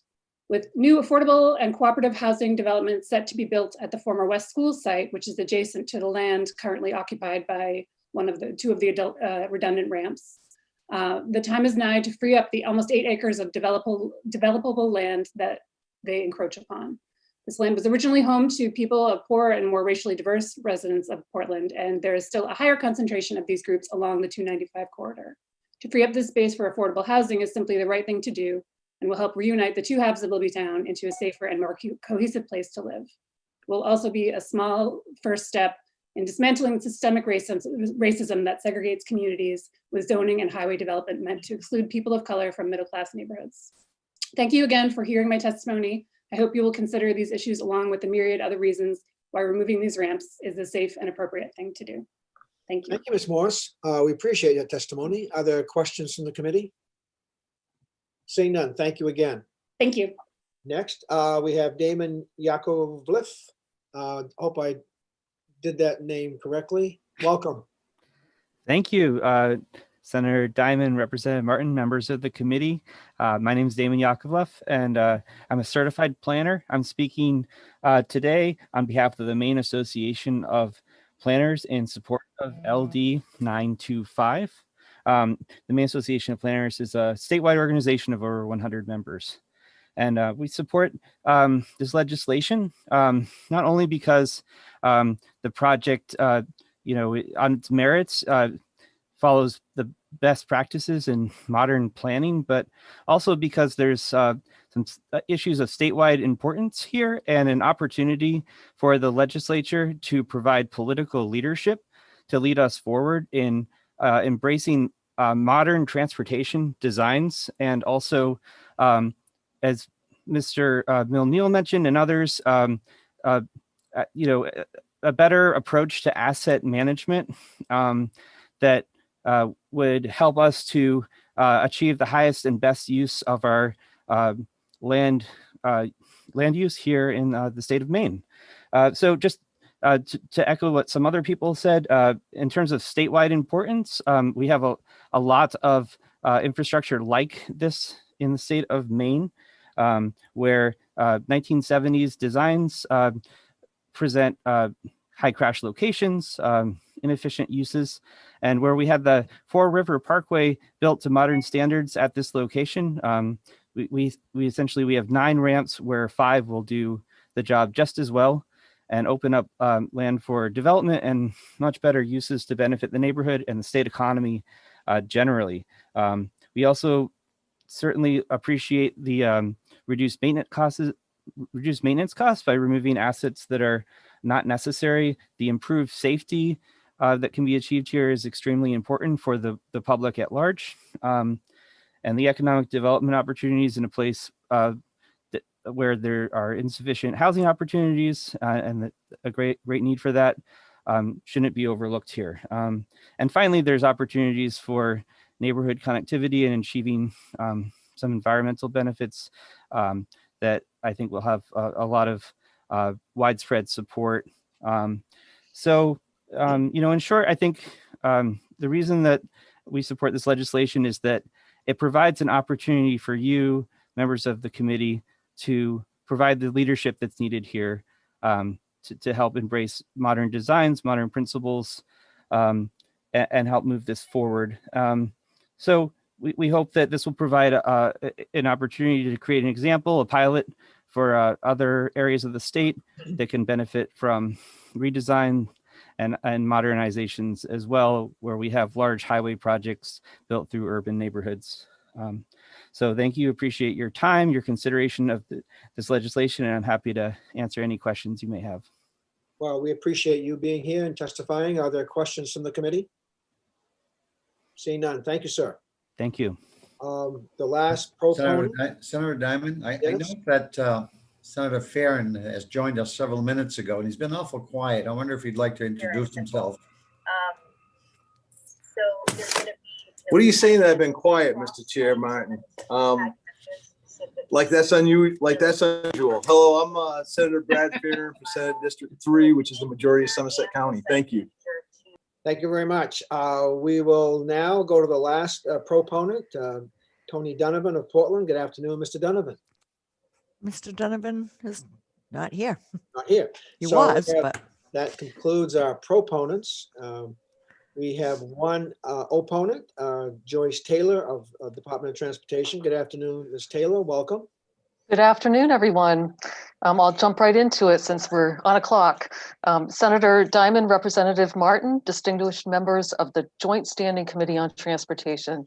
My name is Joyce Noel Taylor, and I am the Chief Engineer for the Maine Department of Transportation. Maine DOT is opposed to LD 925.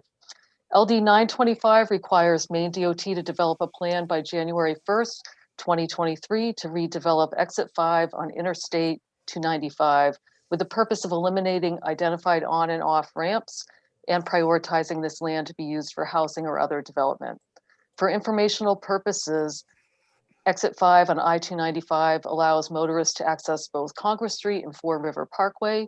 I've included a map with my testimony to highlight the area in question, and there's some arrows to show you directions. Currently, northbound motorists can exit I-295 and have the option of continuing straight onto Congress Street or exiting right onto the Fore River Parkway.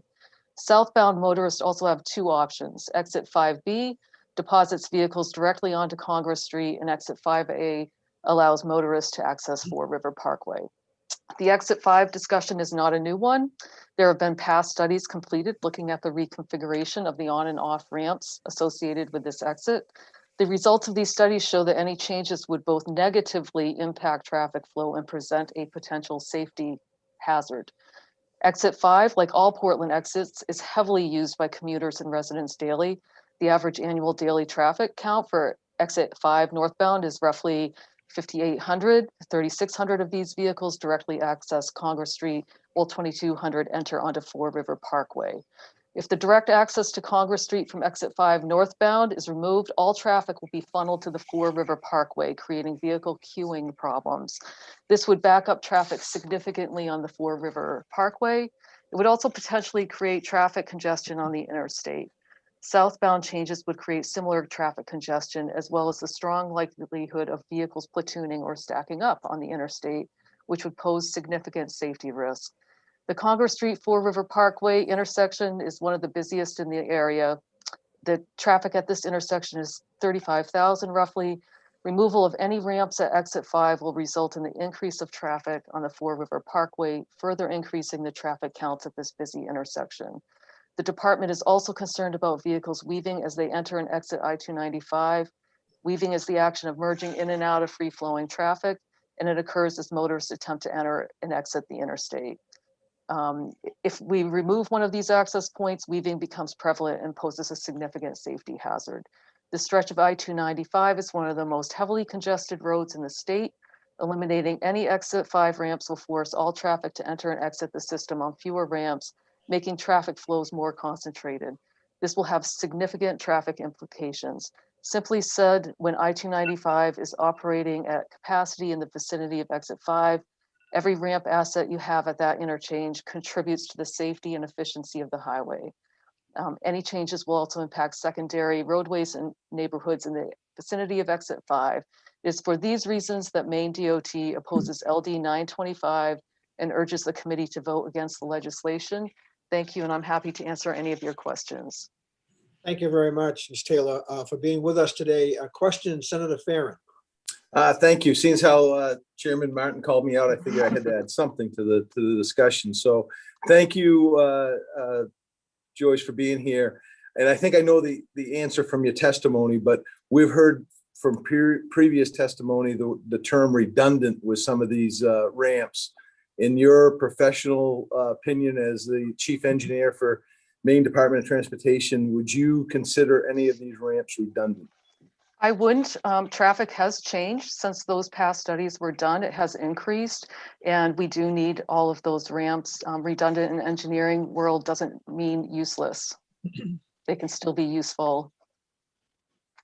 Follow up, Mr. Chair? Yes, sir. Go ahead. And then you talked about the stacking and dropping all of that traffic onto the throughway there. And you talked about significant safety concerns. Could you just dive a little bit more into details of the specifics of the safety issues that you see? Yes, I'll use the example that I gave to Megan yesterday. So I have a new grandson, so I think in terms of children lately. And it's, the weaving issue is a lot like musical chairs, right? Where you're running around and you're trying to find your spot. And when there are, more people than chairs, it gets harder and harder. It's like that with vehicles. When you're stacking them up and they're trying to find their spot to get out, it can be more difficult. And you can have, I think what concerns us most of all is higher speed accidents. And, a high crash location is not necessarily equal to another one. In terms of high crash locations or where we get concerned, it's, when you've got people queuing up on an interstate and they're sitting on the interstate and they can't get off a ramp or they can't get on, and so they're pulled over trying to get out, that's where you're going to have more chance of, pretty serious higher speed accidents. And that's what we worry about. Thank you so much. Thank you, Mr. Chair. Absolutely. Thank you, Representative Perry. Thank you, Mr. Chair. Thank you, Ms. Taylor, for being here today. We heard several people testify about all this usable land that's, if these ramps were taken out, exactly what would DOT do with this land? For one question, and another question, as somebody that has lived in Maine my whole life, lived in Southern Maine my whole life, drove truck for Coca-Cola for 10 years. I've taken that Congress Street exit probably almost every day for 10 years. How would I know that a lot of the ambulance traffic goes down that way. If they had to all take that Fall River Parkway to get to Maine Med, wouldn't that congestion really slow the response time for them? I don't know if you can answer that question, but it just, as somebody that's driven there a lot, I could see that being a real issue. Yeah, I'll answer the first question. And this isn't just a state of Maine or DOT decision. It's also a federal highway decision because they helped fund this project. So if we were to do away with a piece of infrastructure that they helped pay for, and they didn't agree with that decision, the state would have to pay back federal highway for the money. So for all of the monies. And so they ultimately get to weigh in, and they are fairly protective of the interstate system. So it's not an easy process, and it would be a costly process potentially. In terms of the ambulance, I mean, I think part of our concern is that you are going to get more queuing and delays on Fall River Parkway because you're going to have more cars turning to access the existing, the leftover ramp, and so that is going to cause issues. And, you know, I think there is potential for queuing and more delays locally. And, you know, while I completely understand folks' concerns about pedestrians and bicyclists, that is fair. I understand that. But we also, you know, we have to look at all of our users. Thank you. Thank you. Representative Martin, you have a question? Thank you, Mr. Chair. Thank you, Ms. Taylor, for your testimony. You mentioned cost. The directive included in LD 925 certainly would come at a cost. Has the department considered the financial impact at all? No, but we could for work session.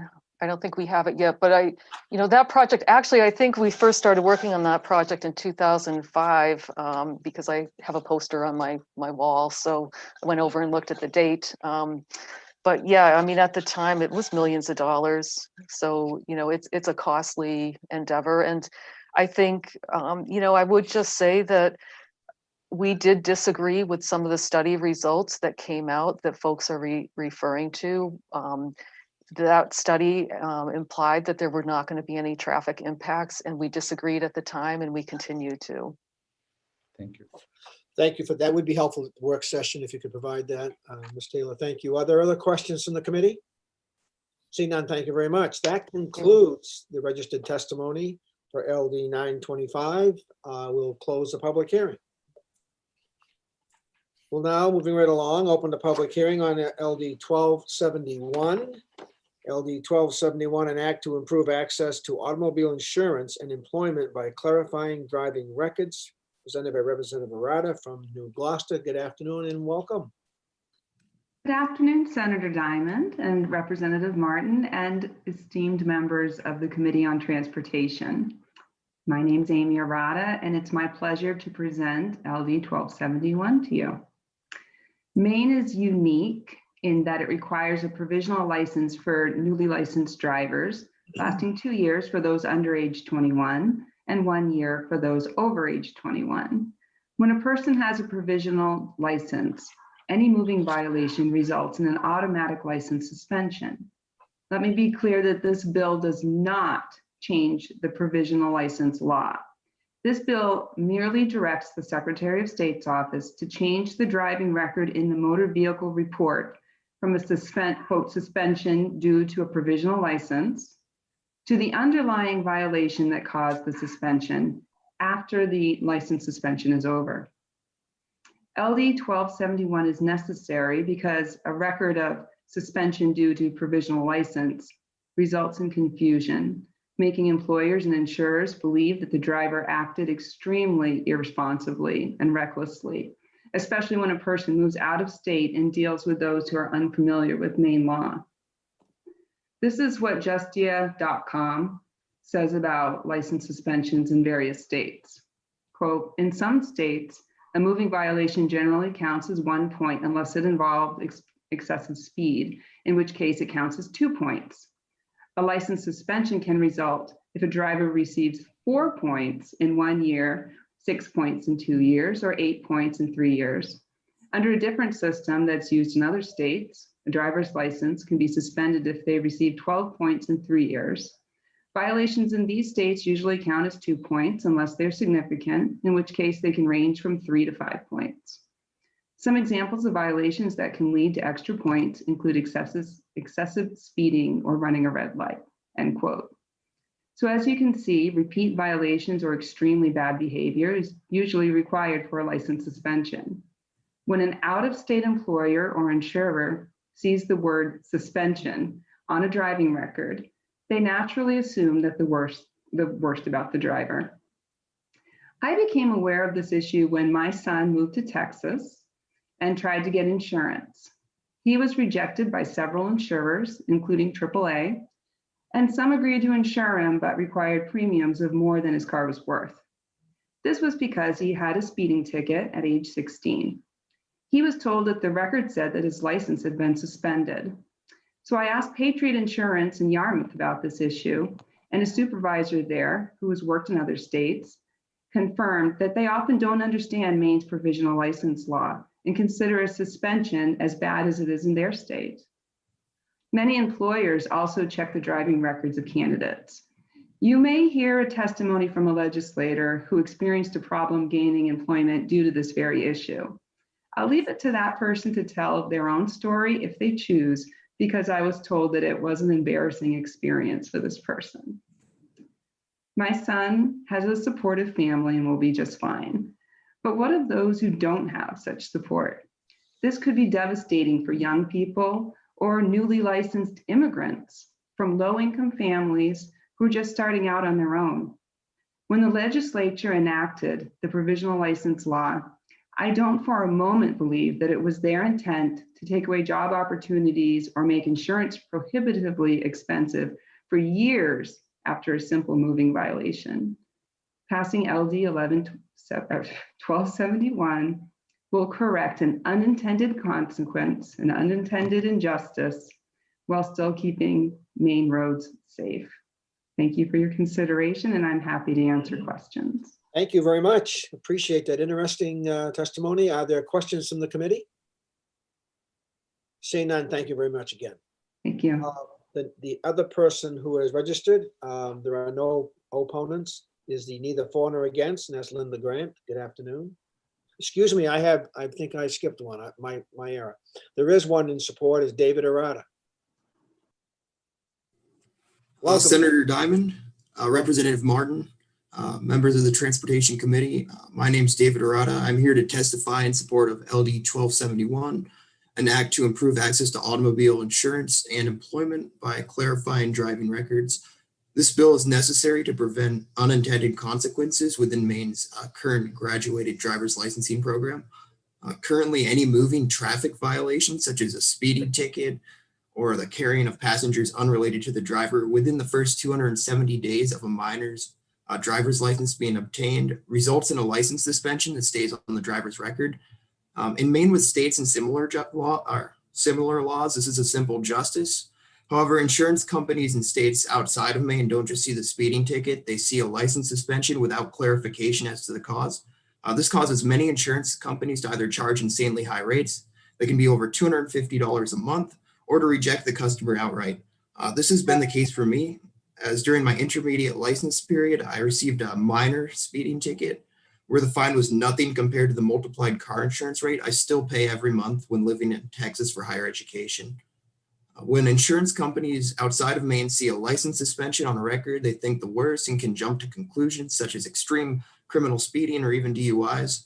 The purpose of this bill is to clarify the driving records by stating the exact infraction rather than the ambiguous record of suspension. This bill is necessary to protect Mainers from unduly harsh penalties that were likely unintended by the current laws writers. Thank you very much, Mr. Arata. We appreciate you being with us from Texas. Nice to have you here. Are there questions from the committee? Representative Martin. Thank you, Mr. Chair. Just a comment. Thank you, David, for your excellent testimony. You wouldn't be related to Representative Arata, would you? Yeah, actually, she's my mother. Well done. Well done, son. And Representative Bradstreet, don't forget him. Oh yeah, he's my grandfather. Well, there you go. We could have made it a family affair if we could have got him here today. Are there any questions of Mr. Arata from the committee? Seeing no other questions, thank you very much, and thank you for being with us. Now we'll go to the only other testifier, Linda Grant, who's testifying to the for or against from the Bureau of Motor Vehicles. Good afternoon, Ms. Grant. Nice to see you again. Thank you. Nice to see you too, Senator Diamond and Representative Martin and members of the Joint Standing Committee on Transportation. My name is Linda Grant and I'm the Director of Driver License Services with the Bureau of Motor Vehicles in the Secretary of State's office. And I'm a resident of Monmouth. I'm representing the Bureau today, speaking neither for nor against LD 1271, an act to approve access to automobile insurance and employment by clarifying driving records. So as many of you are aware, young driver laws have had a long-standing history before this committee and have certainly evolved over the years. Maine's graduated driver licensing system consists of a multi-stage process for issuing driver's licenses to young and novice drivers to ensure that they gain valuable driving experience under controlled circumstances and that they demonstrate responsible driving behavior and proficiency. A new driver has the expectation to achieve and to adhere to basic traffic laws during a defined period of time, or there are associated penalties. This bill removes penalties, but not offenses for juvenile drivers. For adult drivers, penalties are not removed in situations outside of the provisional driver license law. Title 29A, Section 2472 is a broad section that not only provides the definition of a juvenile provisional license and the penalties associated with moving violations for a provisional license holder, but it also defines Maine's underage drinking law and the suspensions and restorations associated to an alcohol violation. Section 3 in this bill indicates that upon restoration of the license under subsection 6 of that section, that the suspension would be removed. It may not have been the intention, but subsection 6 contains the restoration eligibility and requirements of an underage drinking suspension and not moving violations as provided in subsection 2. There are some other things to consider as well. To remove a suspension does not remove the conviction, so there would still be insurance impacts. And also a first-time driver could obtain a commercial driver's license as their first driver's license. To remove and or mask any such suspensions from a CDL holder's record could be in violation of federal law. There would obviously be a certain amount of BMV system change necessary to incorporate logic that would be needed to delete these suspensions. This would be a moving target due to the fact that while the end date of a provisional term is either 1 year or 2 years from the issuance of the credential, if the suspension that was being deleted was still active at the time the provisional term ended, it couldn't be deleted until it was restored. In 2020, the Secretary imposed approximately just over 1,300 provisional license suspensions for such actions. And I did just hear a little conversation about intermediate and provisional. So those are two different types of suspensions. And thank you for your time today, and I'd be happy to try and answer any questions. Thank you for that, Ms. Grant. Are there questions from the committee? Representative Perry. Thank you, Mr. Chair. Thank you, Ms. Grant. Is there something that we can do here? Because a provisional license or an intermediate, the kids' licenses, something like this, I understand if it's an alcohol issue or criminal speeding or something like that, but we're counting them as the same as going 5 miles over the speed limit and a officer writing a ticket. Is there language that you can work with a sponsor, the sponsor can work with you, where we can make this, a little narrower than possibly the language that's in here? Because I don't think any of us thought about, and I was on the committee when we did this, that this could really, on a very minor infraction, we put the penalty in there so they lose their license and all that for a new driver. But this, if it happens to a 16-year-old under this license, it follows them for a long time. And if it happened to somebody that was 18 or outside the provisional license, they wouldn't have their license suspended at all. So is there any way that we can work on this? Because, we've got kids going to school all over the country. and stuff like that. And people move and have jobs all over the country now. I really think this is something we've got to narrow it down maybe in this language, but I really think this is important. I can speak slightly to that, but and certainly we can entertain, additional or changes to this. But if you or I were to get a speeding violation, that would go on our record and could ultimately result in a suspension as well. So, I think, if you have multiple moving violations that equal different point assessments, there are suspensions associated with those same violations.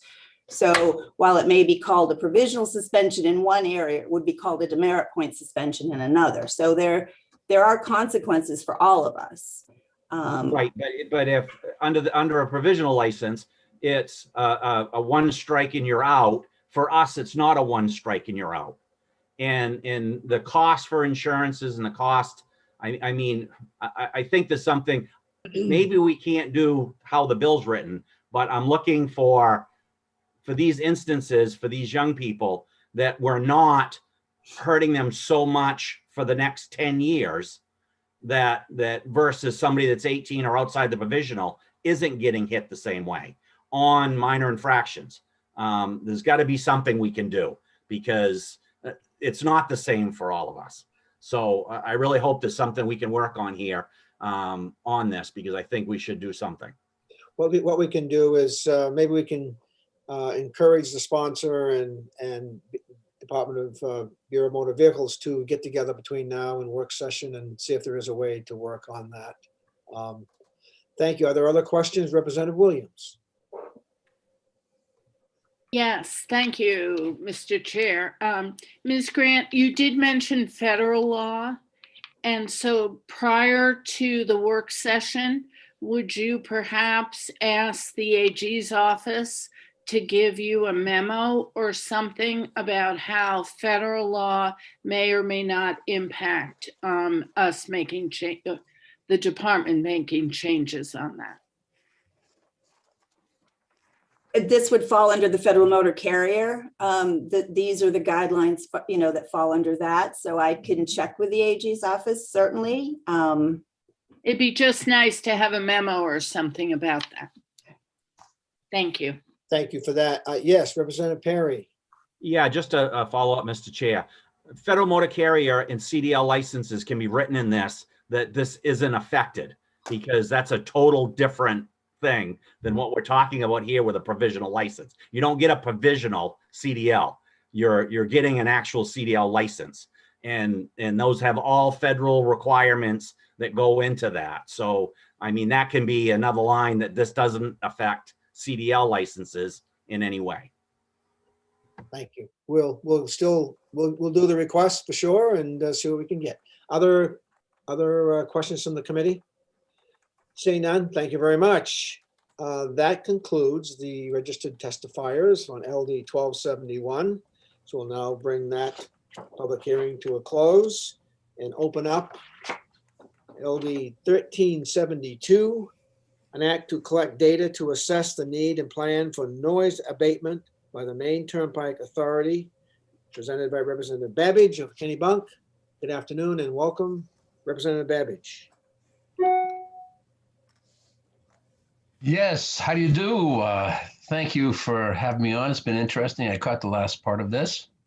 Sure, welcome. Thank you, Senator. Good afternoon, Senator Diamond, Representative Martin, and esteemed members of the Committee on Transportation. My name is Christopher Babbage. I live in Kennebunk and I represent House District number 8. I come before you today to introduce LD 1372, an act to collect data to assess the need and plan for noise abatement by the Maine Turnpike Authority. US Route 1 was laid out in the 1920s, eventually extending nearly 2,400 miles from Key West to Fort Kent. I was going to start early, Representative Martin. I know you were waiting for that, and I did mention the county. I grew up in Sunset Park, a 4th Street neighborhood in South Portland, off Route 1. But even by the time I earned my driver's license, you didn't take Route 1 to go more than 10 miles because it was full of side streets and traffic lights. When I walked to school as a kid, I crossed then what was exit 7 entrance to the main turnpike with the help of Mrs. Knutson, the crossing guard.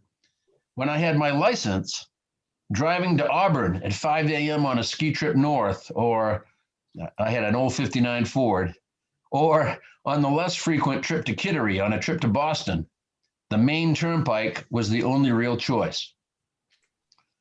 Over the past 40 years, I have lived in Kennebunk.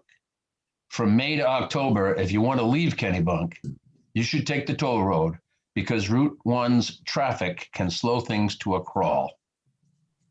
Kennebunk is fortunate to have a real option in the main turnpike to travel quickly and safely.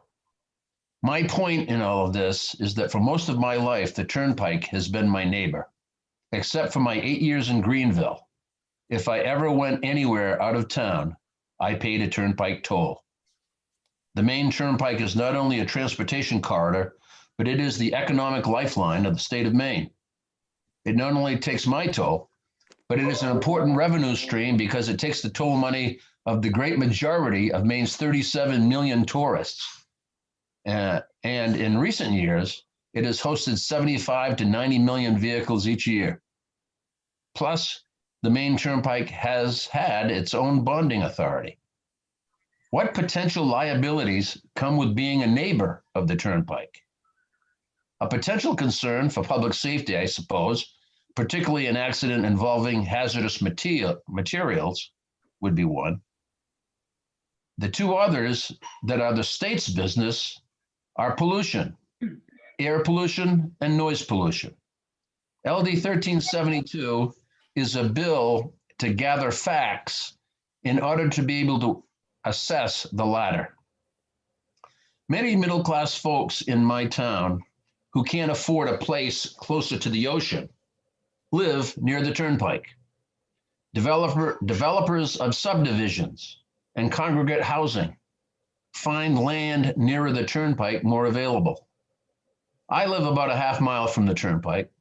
I've noticed the turnpike is getting louder as I'm getting older, and I don't think my hearing is getting better. During the 128th and 129th legislatures, I had the opportunity to ask MTA officials who came before my committee, I guess, if the turnpike was getting louder. They were interested in my question, but they did not offer any data. As it turns out, they don't have the data because the Maine Turnpike Authority has no Type 2 noise abatement program.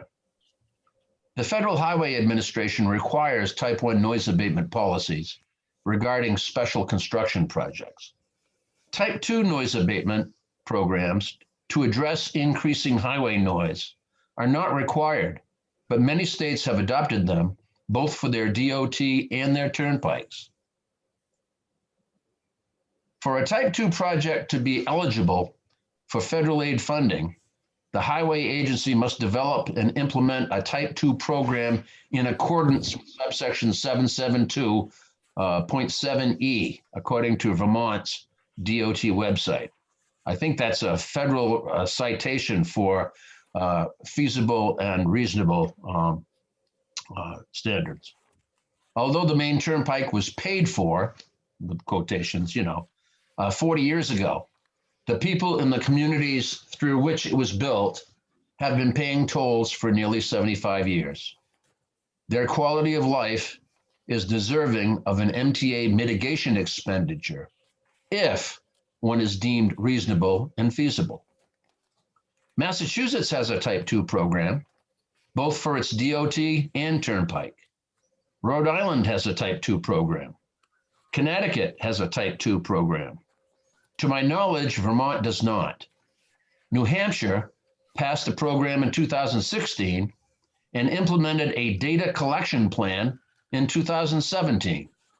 The Granite State evaluated noise levels at 23,000 households within 1,500 feet of the state's divided highways and identified 49 potentially eligible locations for noise barriers, which could be anything from trees and berms to terraced barriers of cellulose or precast concrete.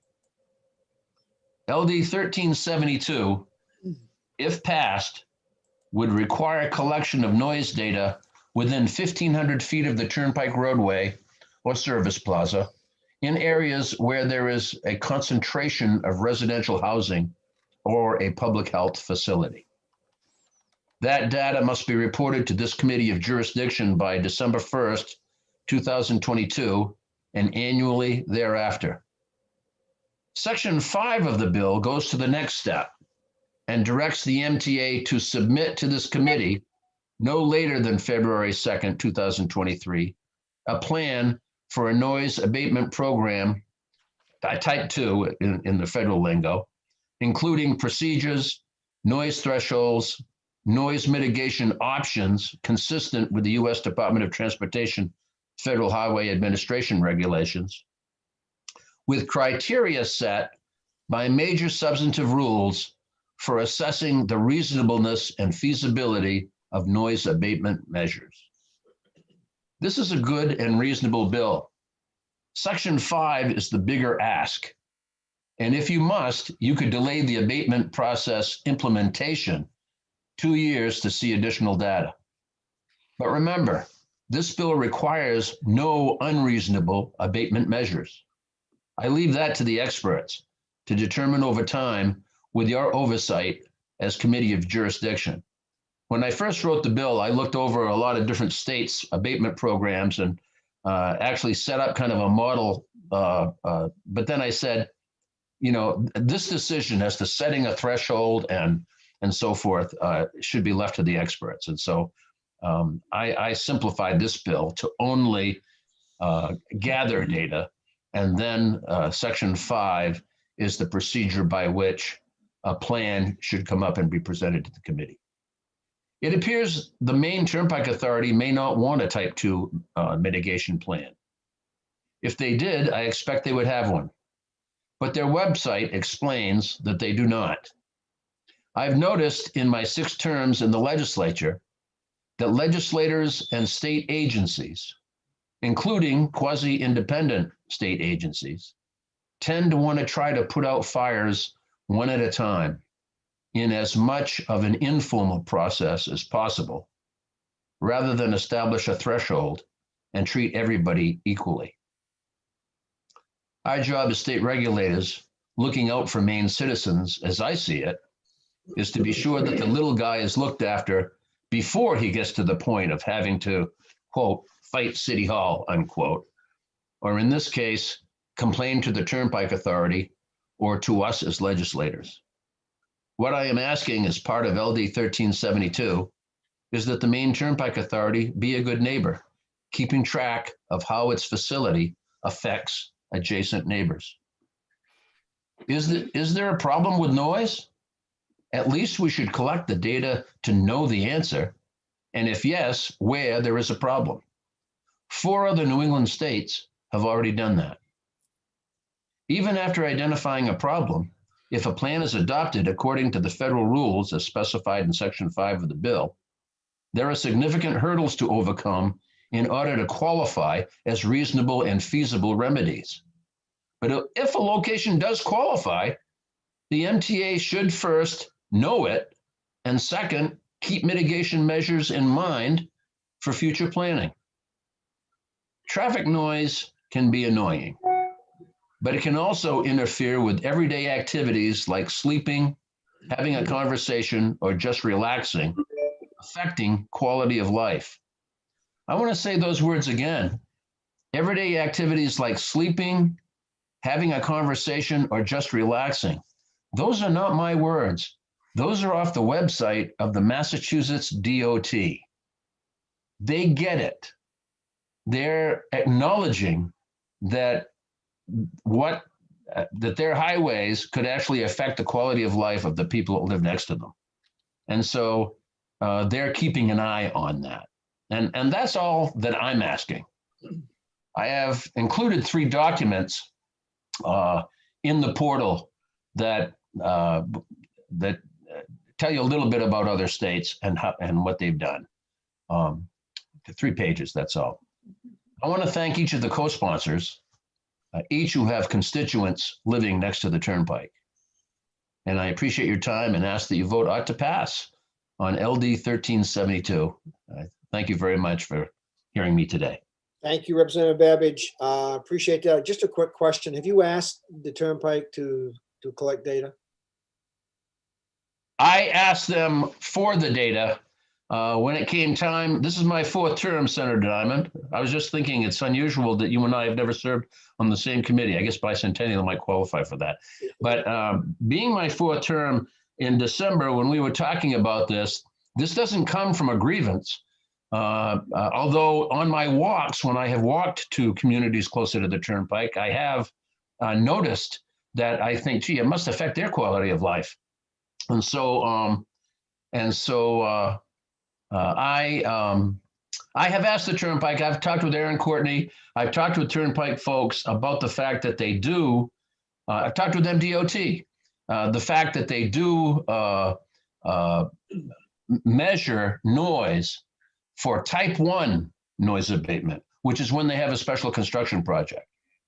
And I think I don't know if it was Ms. Courtney or Director Mills that told me that sometimes they get a complaint and they go directly to the person and might try to have some sort of abatement on or off Turnpike property. I'm not sure. But my point is that it shouldn't come to a complaint. The Turnpike should know what the level of noise is and collect that data. That's really what I'm asking for. All right. Thank you very much. Are there any other questions from the committee? Seeing none. Thank you, sir. Appreciate it. Thank you. Appreciate it. Thanks the very much. Yeah, you're welcome.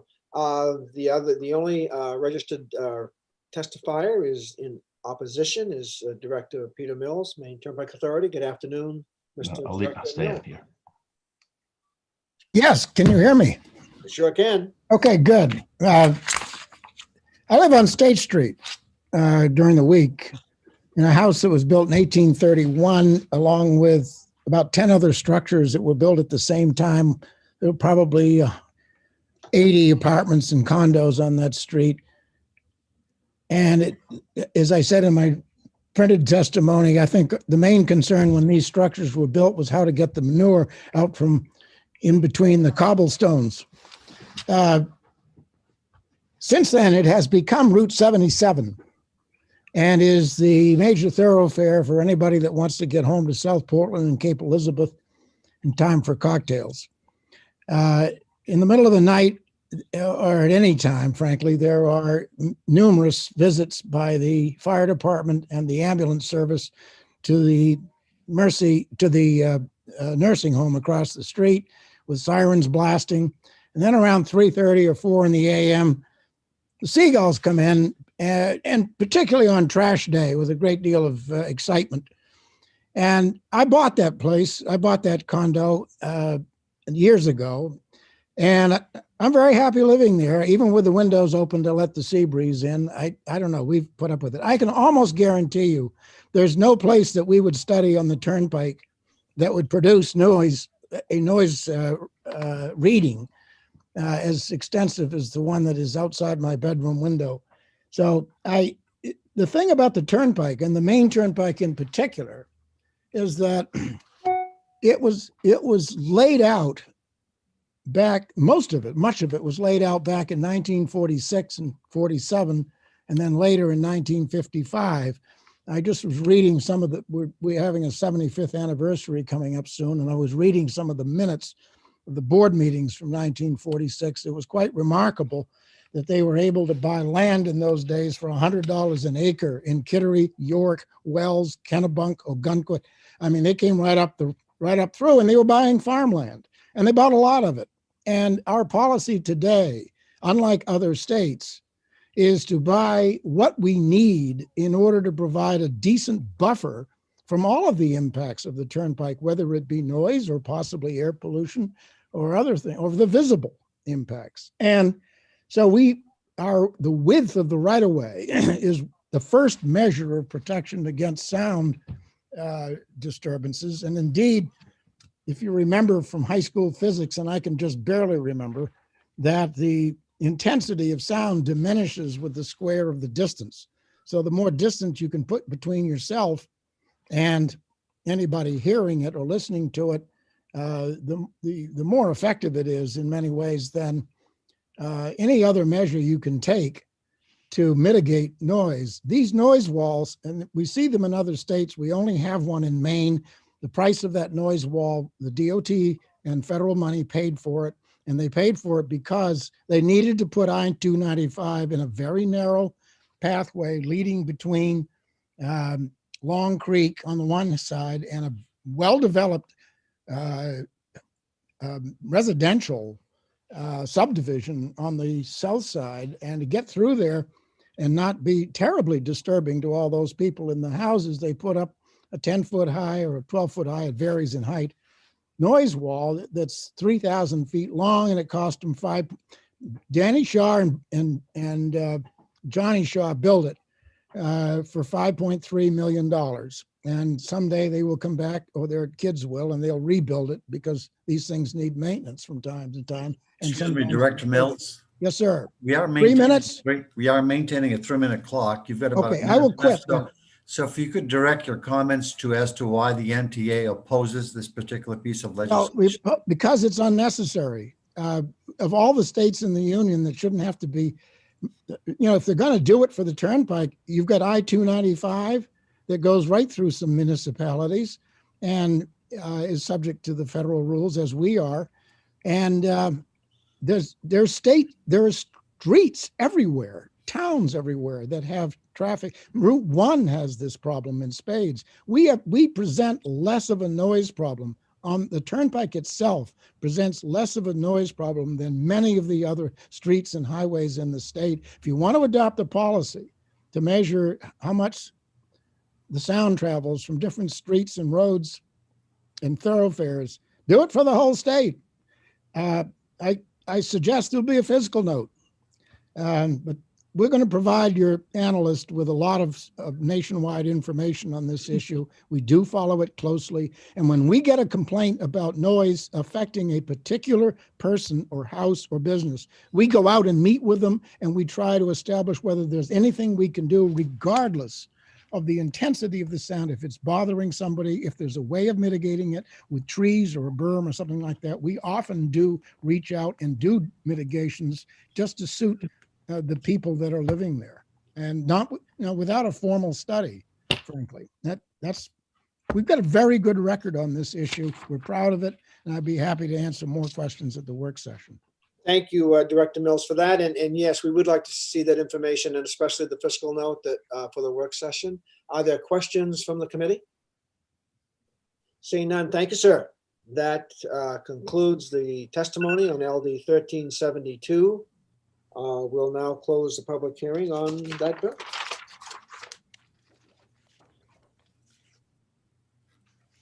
We will now open up the public hearing on LD 1359, an act to change driver's license requirements regarding sleep apnea, presented by Senator Bennett of Oxford. It's welcome, and it's so nice to see you, Mr. Seatmate from Oxford. Welcome.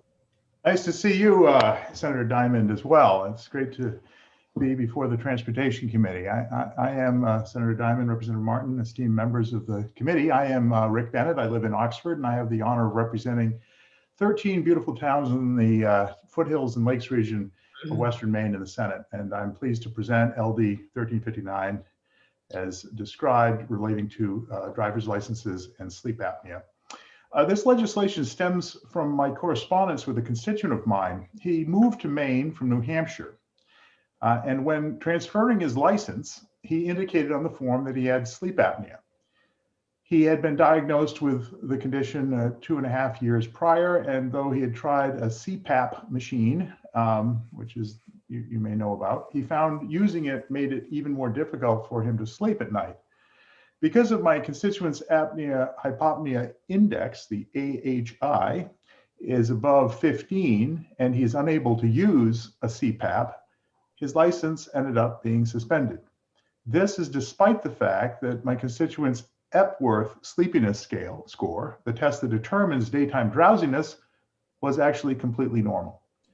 So my bill would prohibit the Secretary of State from refusing to issue, renew, or suspend a Class C driver's license because of obstructive sleep apnea if the person does not have a history of falling asleep while driving, a recorded accident, or a near miss caused by excessive drowsiness, or a traffic violation caused by excessive drowsiness. I understand that current law is meant to minimize the risk of impairment in driving.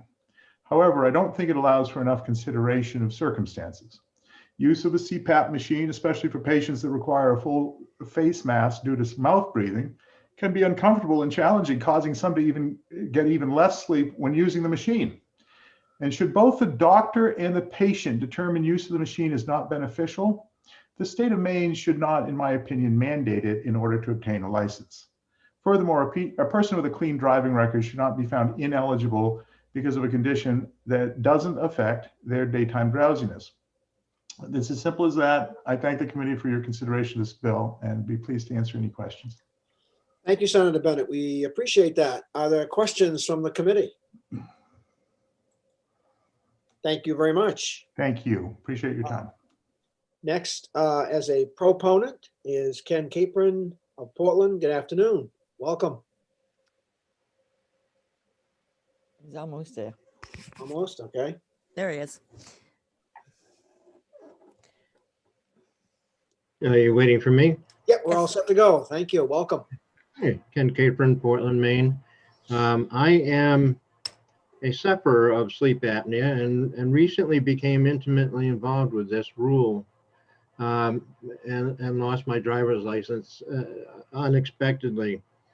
And the concern was that once you reach that point, that level of stage 3C, it's labeled as a severe sleep apnea, and therefore you only have two choices. You either use a CPAP or you don't. Now, granted, there may be a few other things that are suggested as alternatives, but if you have essential sleep apnea, none of those alternatives work. So what I did personally, knowing that I've had sleep apnea for 17 years, I have a device which I wear around my ear, which if I nod off or forward or backward or whatever, sets off an alarm, which is a more direct impact on driving than sleep devices like a CPAP or a BiPAP or an ASV.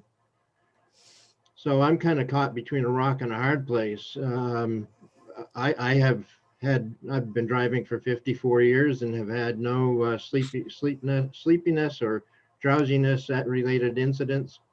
I've only had 2 accidents in my lifetime. And so I'm not sure why I can't drive. I drive 4,000 miles a year, which is not an unreasonable amount of travel. But the problem is in the alternatives. There is no alternative. You either wear your CPAP and comply with that request or that order, or you lose your license. If you can't stand the CPAP or you can't use the CPAP, you're deemed as a non-compliant and therefore you lose your license. And that seems pretty high, low threshold for losing one's license. Especially when there are alternatives. I also provided to the SOS office, Secretary of State's office, my own personal plan for managing sleepiness and driving. And that is in the testimony that I provided to the committee, which hopefully everyone got the 153 pages of research that I've done and the medical reports I've analyzed. And I come from a medical background, so that's why I dig into it. Capron, if you could wrap it up in a couple of sentences, that would be great. I think it's awful hard to wrap this up in a couple of sentences, to be honest with you. But the issue is not sleep apnea; it's excessive daytime sleepiness, and the sleep studies do not. And it says right in the rules, these sleep studies do not address daytime sleepiness. So I don't know that you can change the rules because the statute says very clearly that these rules cannot be adopted. These standards cannot be can only be adopted as rules. So I don't know what, you have no jurisdiction over the, over rules. But I will say the rule is unfair as it stands. Thank you. Thank you very much, Mr. Capron, for being with us. Are there questions from the committee? Seeing none, thank you. That ends the proponents. We have one opponent, Linda Grant from the Bureau of Motor Vehicles. Good afternoon again, Ms. Grant. Afternoon. Thank you, Senator Diamond, Representative Martin, members of the Joint Standing Committee on Transportation. Again, my name is Linda Grant. I'm the Director of Driver License Services with the Secretary of State Bureau of Motor Vehicles. And I'm here today representing the Bureau, speaking in opposition of LD 1359, an act to change driver license requirements regarding sleep apnea.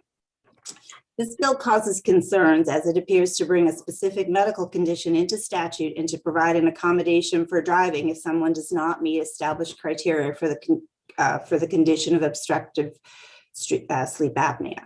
The exemption criteria identified would be very difficult to determine or establish and maintain as part of someone's driving history for additional assessment. Further, all of which are very serious side effects of someone that has sleep apnea and is not being monitored or compliant, and all of which put the public in jeopardy.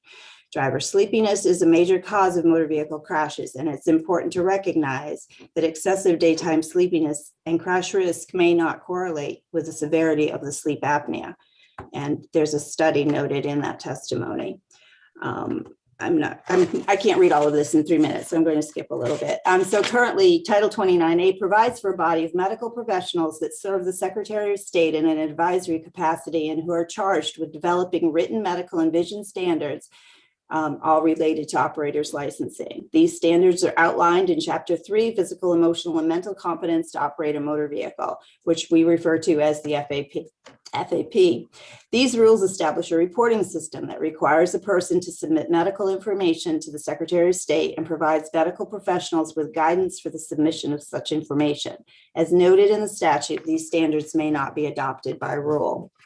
The Medical Advisory Board consists of members representing 8 identified specialties and areas of expertise. The board provides guidance and establishes standards for the review of medical conditions that could adversely affect someone's ability to safely operate a motor vehicle. OSA is a diagnosis that should be made, by a physician or a nurse practitioner or a physician assistant who specializes and has specialized training in sleep medicine. Those with OSA are frequently followed by a sleep specialist or a neurologist. The most recent revisions were made in 2016. The rules hadn't been revised since prior to 1995. So it had been a long time, and there was a lot of new information, current medical standards, and much literature that was captured along with the clinical expertise that provided the current changes in the FAP. There are many references available that we can provide you as to what was, how these standards were established, but it really came to the conclusion that the CPAP and associated devices reduce motor vehicle crash risks among drivers with OSA. But currently, the MAB is currently working on another revision, and it has not been completed yet. The new draft will provide more clear guidance when reviewing individuals with complex or mixed sleep apneas, including central sleep apnea. The draft proposed changes will address some newer treatment modalities, require persons using dental devices to have periodic reviews to determine the effectiveness of treatment, and lengthen the intervals for review of persons who demonstrate effective treatment and adherence to treatment with no near miss or accidents of concern. Those intervals, the thought is that they will be extended from 1 year to 3 years. The new rules will also allow clinicians to use some judgment when managing patients with an apnea index higher or greater than 15. But again, with a higher AHI, the drivers would require a more frequent review. I hear beeping, so I probably should move on. So I'll be happy at this point to answer any questions.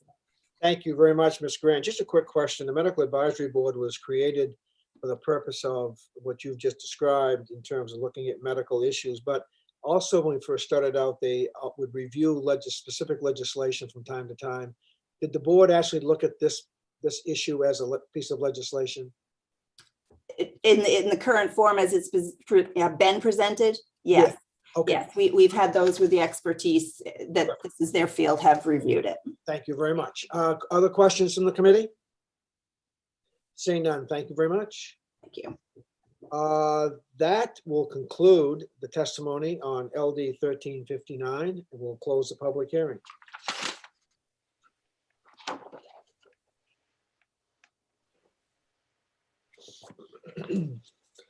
The last bill of the day is LD 1398.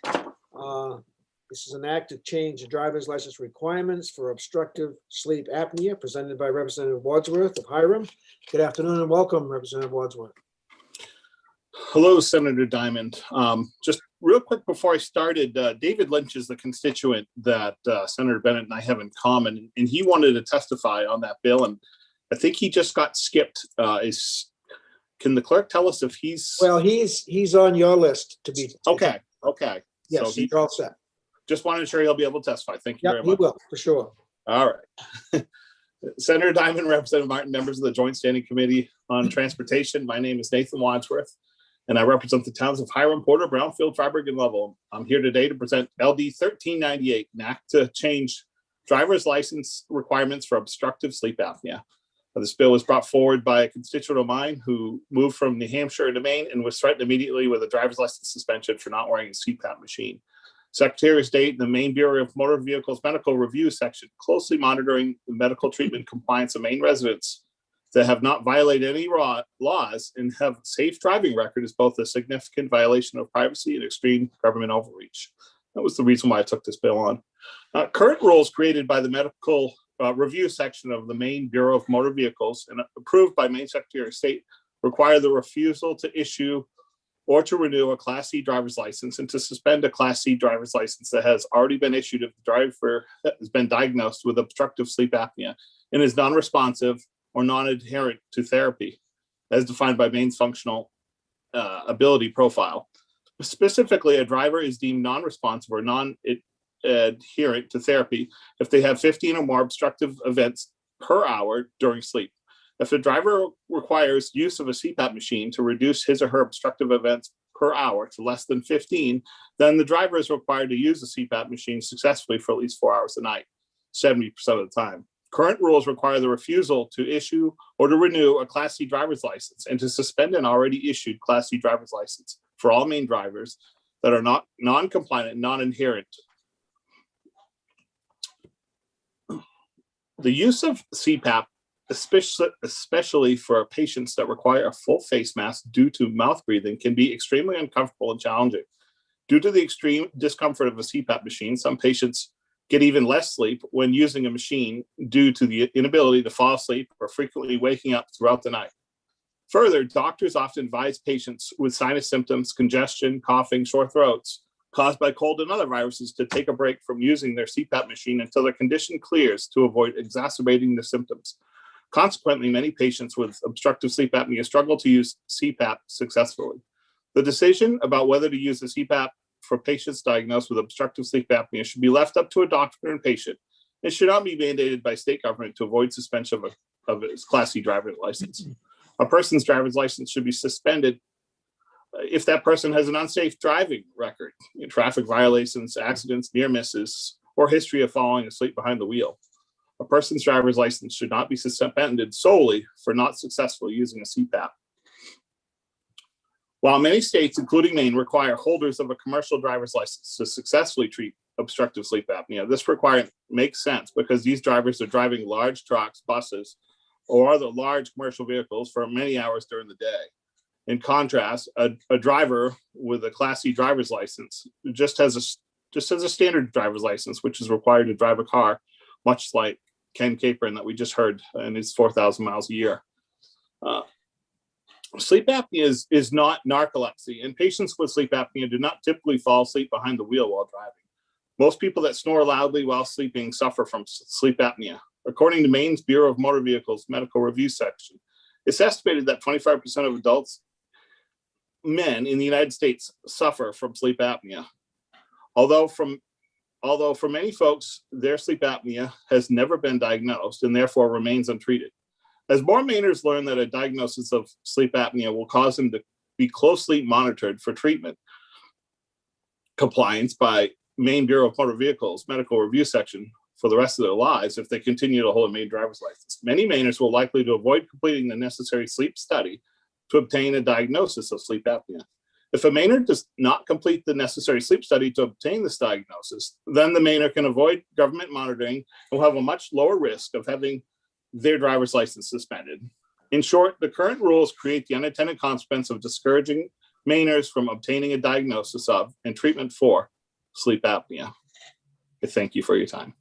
Thank you, Representative Wadsworth, for being with us. Are there questions from the committee? Seeing none. Thank you, sir. Thank you.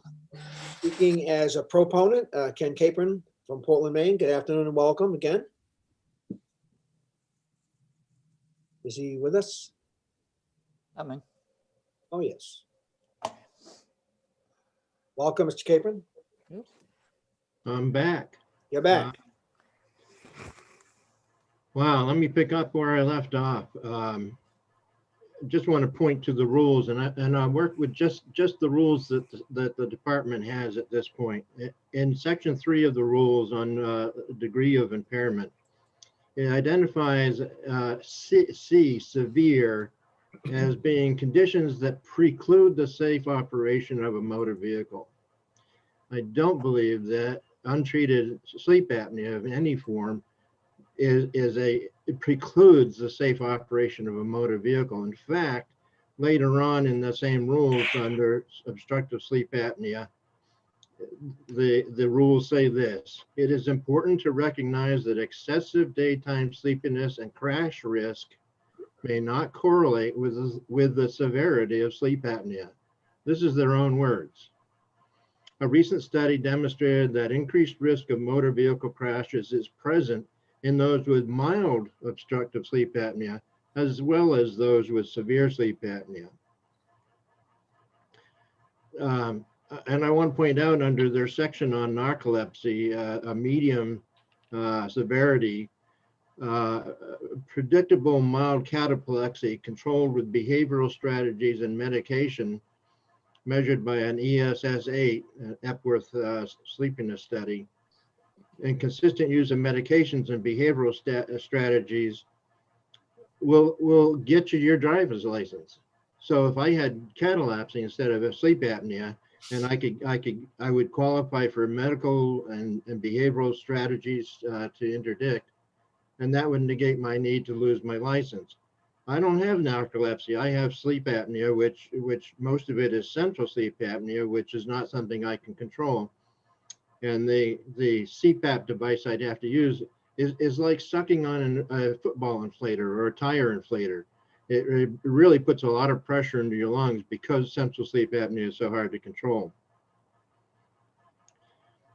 Further in the rules, it says it is difficult for clinicians to assess sleepiness and possible impairment while driving in a patient with OSA. Sleepiness cannot be measured easily by objective testing. Clinician must use subjective reports as well as objective data from the CPAP. Subjective reports are those that are verbal interchanges between the patient and the doctor. The most commonly used, the Epworth Sleepiness Scale is widely used measure of subjective daytime sleepiness, although sensitivity and specificity of the scale is less than ideal. In the rules, it says a score on the ESS of 7 or less is considered problematic. However, in the literature, there's other literature suggesting 12 or less excuse me, 7 or less or 12 or less is adequate. Mine was an 8 in my studies. So I'm stuck between a rock and a hard place. And if you look under the rules for sleep apnea, under severe, there are 3 criteria actually. The one is the history of falling asleep while driving or near miss. I don't have that. Strong suspicion of obstructive sleep apnea with concern for unsafe driving. I have nothing that would generate a concern for unsafe driving. And then the third condition is non-responsive or non-adherent to therapy. I'm not non-responsive, but I do not want to wear the CPAP because of other issues that concern me about my breathing. So if in that severe status, instead of saying and or non-responsive or non-adherent, it were to say just simply or excuse me, and that all of those three requirements have to be met before my license is renewed, rejected, repealed, that would help to solve the problem. But as it is now, it's an and or rather than simply an or. Mr. Cab, I truly apologize. We gave Ms. Grant 4 minutes. You've now exceeded about 4.5 minutes. So if you could please conclude in a couple sentences or two, that would be great. Is there a record I can set? No. I'll stop there. Thank you. And Guinness Book of World Records will hear about this. Thank you. Oh, thank you very much. Are there questions from the committee? Seeing none, thank you, sir. We'll go to the next proponent, which is David Lynch from Freiburg. Good afternoon, Mr. Lynch, and welcome. Good afternoon, esteemed members of the Joint Committee on Transportation. My name is David Lynch, and I am a resident of Freiburg, Maine. I wish to testify in support of both LD 1398 and LD 1359. Number one, fundamentally, this bill allows you to balance the need to maintain public safety on the road while protecting individual rights. This bill would only exempt those drivers holding a Class C driver's license, not commercial drivers with a safe driving record, from the current DMV requirement to demonstrate and maintain responsiveness and adherence to sleep apnea therapy. We live in a society that holds people accountable for their choices and behaviors, not their medical diagnoses and disabilities, and Maine's policies need to reflect this value. Number two, in a democratic constitutional republic, policies that can lead to the loss of essential opportunities necessary for survival, such as transportation to a person's job, the grocery store, medical appointments, for Maine citizens should be made by elected legislatures that answer to Maine voters and not by unelected government officials and unrepresentative advisory boards. I think it's important to note that this medical advisory board that Director Grant refers to only comprises doctors and excludes other stakeholders, such as disability rights advocates and representatives of citizens with medical conditions whose lives are frankly destroyed by these extreme unjust rules. Number three, patients and their doctors, not state government officials, should determine medical treatment. Number four, most other states do not require drivers diagnosed with obstructive sleep apnea with a safe driving record to demonstrate compliance with treatment to maintain a basic driver's license. Number five, maintaining a driver's license is essential for the survival of many Maine residents that live in rural areas with no public transportation so that we can access employment, purchase essential supplies for our families, attend medical appointments, and access leisure opportunities. Number six, empowering the Maine Bureau of Motor Vehicles Medical Review Section to dictate and closely monitor the medical treatment compliance of Maine residents that have not violated any laws and have a safe driving record is both a significant violation of privacy and an example of extreme government overreach. Number eight, the current rules governing Maine drivers diagnosed with sleep apnea violate the federal law for the Americans with Disabilities Act because these rules create discriminatory policies for obtaining and maintaining a valid driver's licenses that only applies to members of this protective class, people that have the disability of sleep apnea. These rules unnecessarily and unjustly limit the ability of this group of Maine citizens to access basic opportunities essential for survival that live in rural areas solely because they have the misfortune of having a disability. And the state simultaneously fails to provide reasonable alternative accommodations when it refuses us to allow to go to work. Yeah, I'm sorry? if you could wrap it up in a couple. Absolutely, I apologize. Therefore, I encourage you to read and carefully consider my written testimony in which I much further elaborate upon and explain my points summarized in this oral testimony. Thank you so much for your consideration of these bills and for your service to the state of Maine. I would absolutely love to answer any questions that you have because I'm passionate about this. It affects my life. Thank you, Mr. Lynch. We really appreciate you being here with us and sharing your concerns. Are there questions from the committee? Seeing none at the moment, thank you very much. We'll now, that concludes the proponents. We'll go to the opponent, Linda Grant from the Bureau of Motor Vehicles. Good afternoon again, Ms. Grant.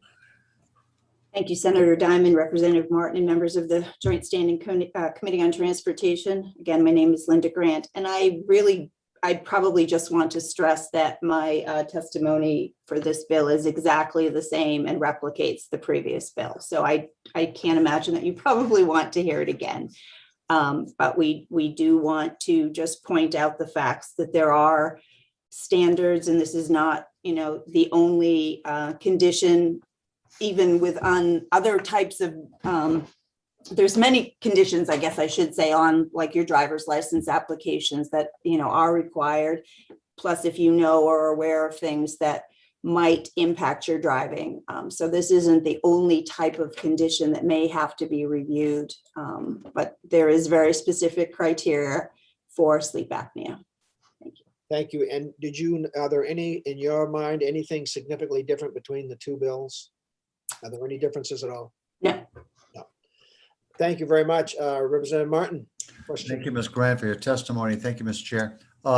Ms. Grant, you will be available for our work session regarding. Absolutely. Thank you so much.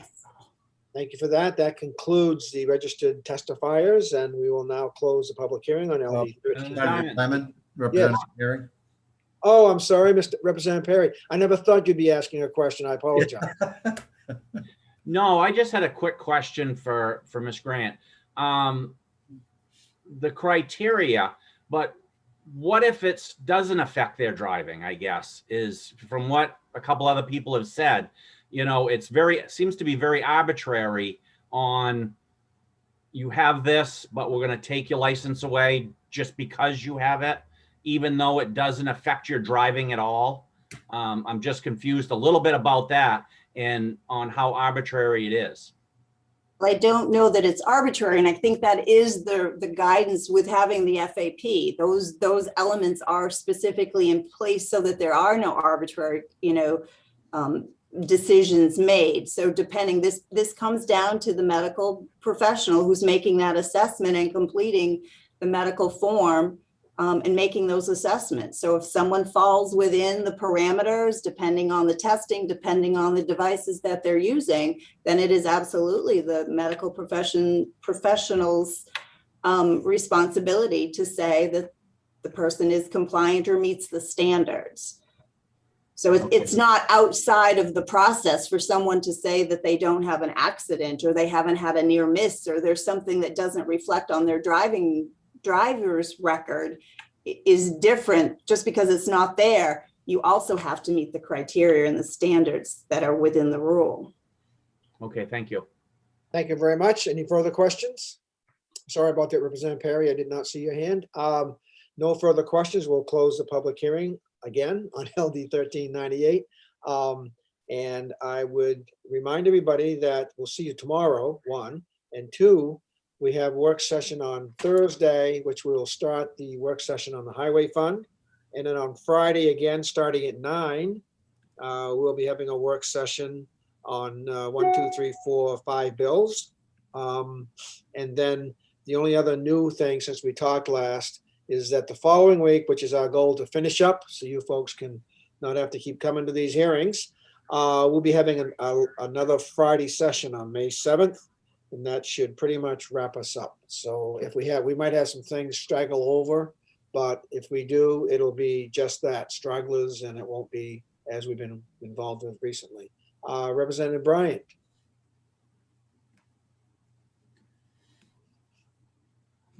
Thank you.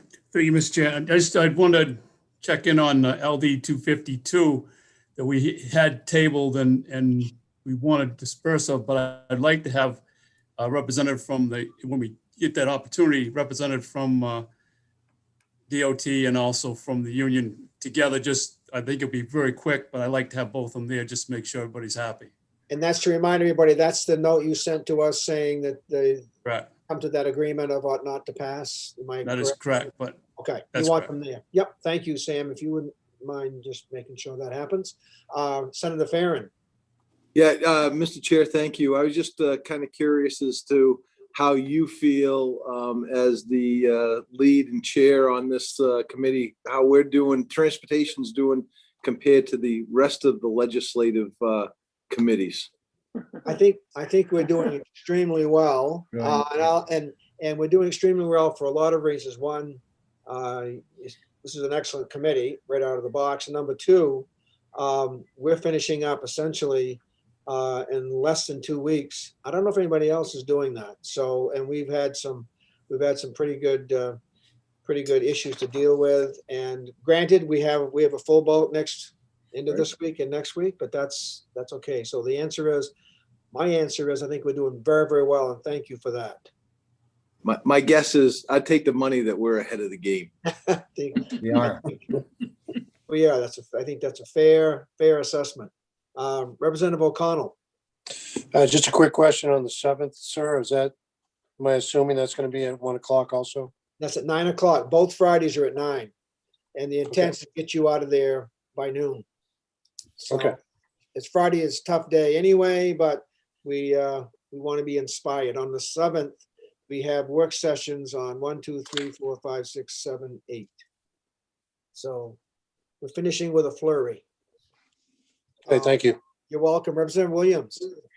Yes, thank you. I just wanted to compliment our chairs and everyone else. I'm a newbie, as you know, and I appreciate the timeliness of this committee. And I had a bill before VLA the other day where the hearing went for 7 hours. Okay. And Senator Farren, you were co-sponsor of the bill. At 7 hours, 7 hours. My worst nightmare. And that was even with some time limits. That was the medical That's right. marijuana piece. They had the 4-minute time limits. It went 7 hours. That is highly unacceptable. Yeah. Yes. Senator Lucchini. Senator Lucchini, I gotta talk Yes. Representative Martin. Thank you, Mr. Chair. As you know, our Senate Chair has tasked me to maintaining a 3-minute clock. So now I'm now considered the bad cop. Just food for thought, Mr. Chair, regarding concept legislation. In other committees that I've chaired in former or previous sessions, the committee and the committee staff has not taken a whole lot of time drafting legislation for those who present concept legislation. I hope that would be the case with this committee as well. And quite frankly, we may have 1 or 2 here that's still out there. And because the presiding officers has said us, the clock is ticking. So I hope we're not going to spend a whole lot of time drafting legislation for folks who have come to us. Their work. Yeah, no, thank you. Thank you, Representative Martin. My belief has always been that it's really not appropriate to have an idea and pass it to the committee and say, now you write it. You do the research and come up with it. So in rare cases, other than that, I mean, I understand they want to get the idea out, but it's not our job necessarily to go out and review, research, and then write a bill. So I totally agree with you. And if anybody else wants to share their opinion, then we'd all love to hear it. So, but that's where I come from. I concur 100%. Cheers. Thank you. Yeah. So it's really, especially add on top of that to come in with less than 2 weeks to go for our deadline. So, yeah. So anything else that we need to, Darlene, anything that you have? Nope, I'm good. You have the divided reports coming. There are none reported out since last time. You've got them all. Right. See what I mean about this committee? I mean, There's a couple still lingering, but. yeah, but this is We unbelievable. we have on our house calendar for tomorrow, a couple of divided reports, but I think we'll be fine. Yeah, good. One of them is a 12 to 1 and Yeah, we have two of them at 12 to 1 in the Senate, so that won't be any issue at all. We won't be- Anything else? Oh, the other thing is, never mind, I don't have to burden you with that. So thank you very much. Sam, anything from your end? Not yet, but I'll have plenty for you in the next 2 weeks. Yeah. Oh, both remember on the budget, the highway fund with 161, we start that on Thursday. Perfect. We won't be voting on that on Friday, the 7th. The department said, they asked if we would hold off on the final vote. They're still waiting for some guidance from the feds.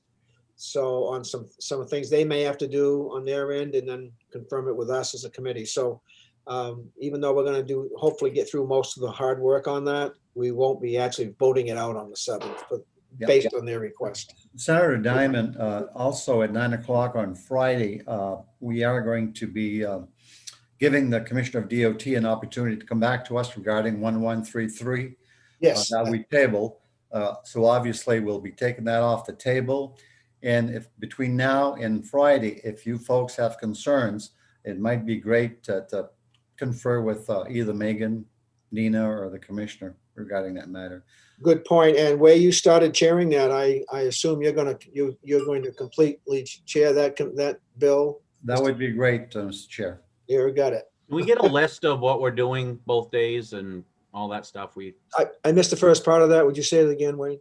Just wanted a list of what we're doing. We haven't got anything. Oh, you haven't got them yet? No, because I didn't know what they were yet. Oh, okay. But I do now. That's on your way. It's on its way. Yeah, be coming. Yeah, absolutely. Anything else from anybody? If not, thank you very much, everybody, for your attendance and your good work. Thank you. Well done. Thank you. Safe Representative travel. Williams. 12 Thank you. hours See you it took the tomorrow. other day. See you tomorrow. Yes. See you later.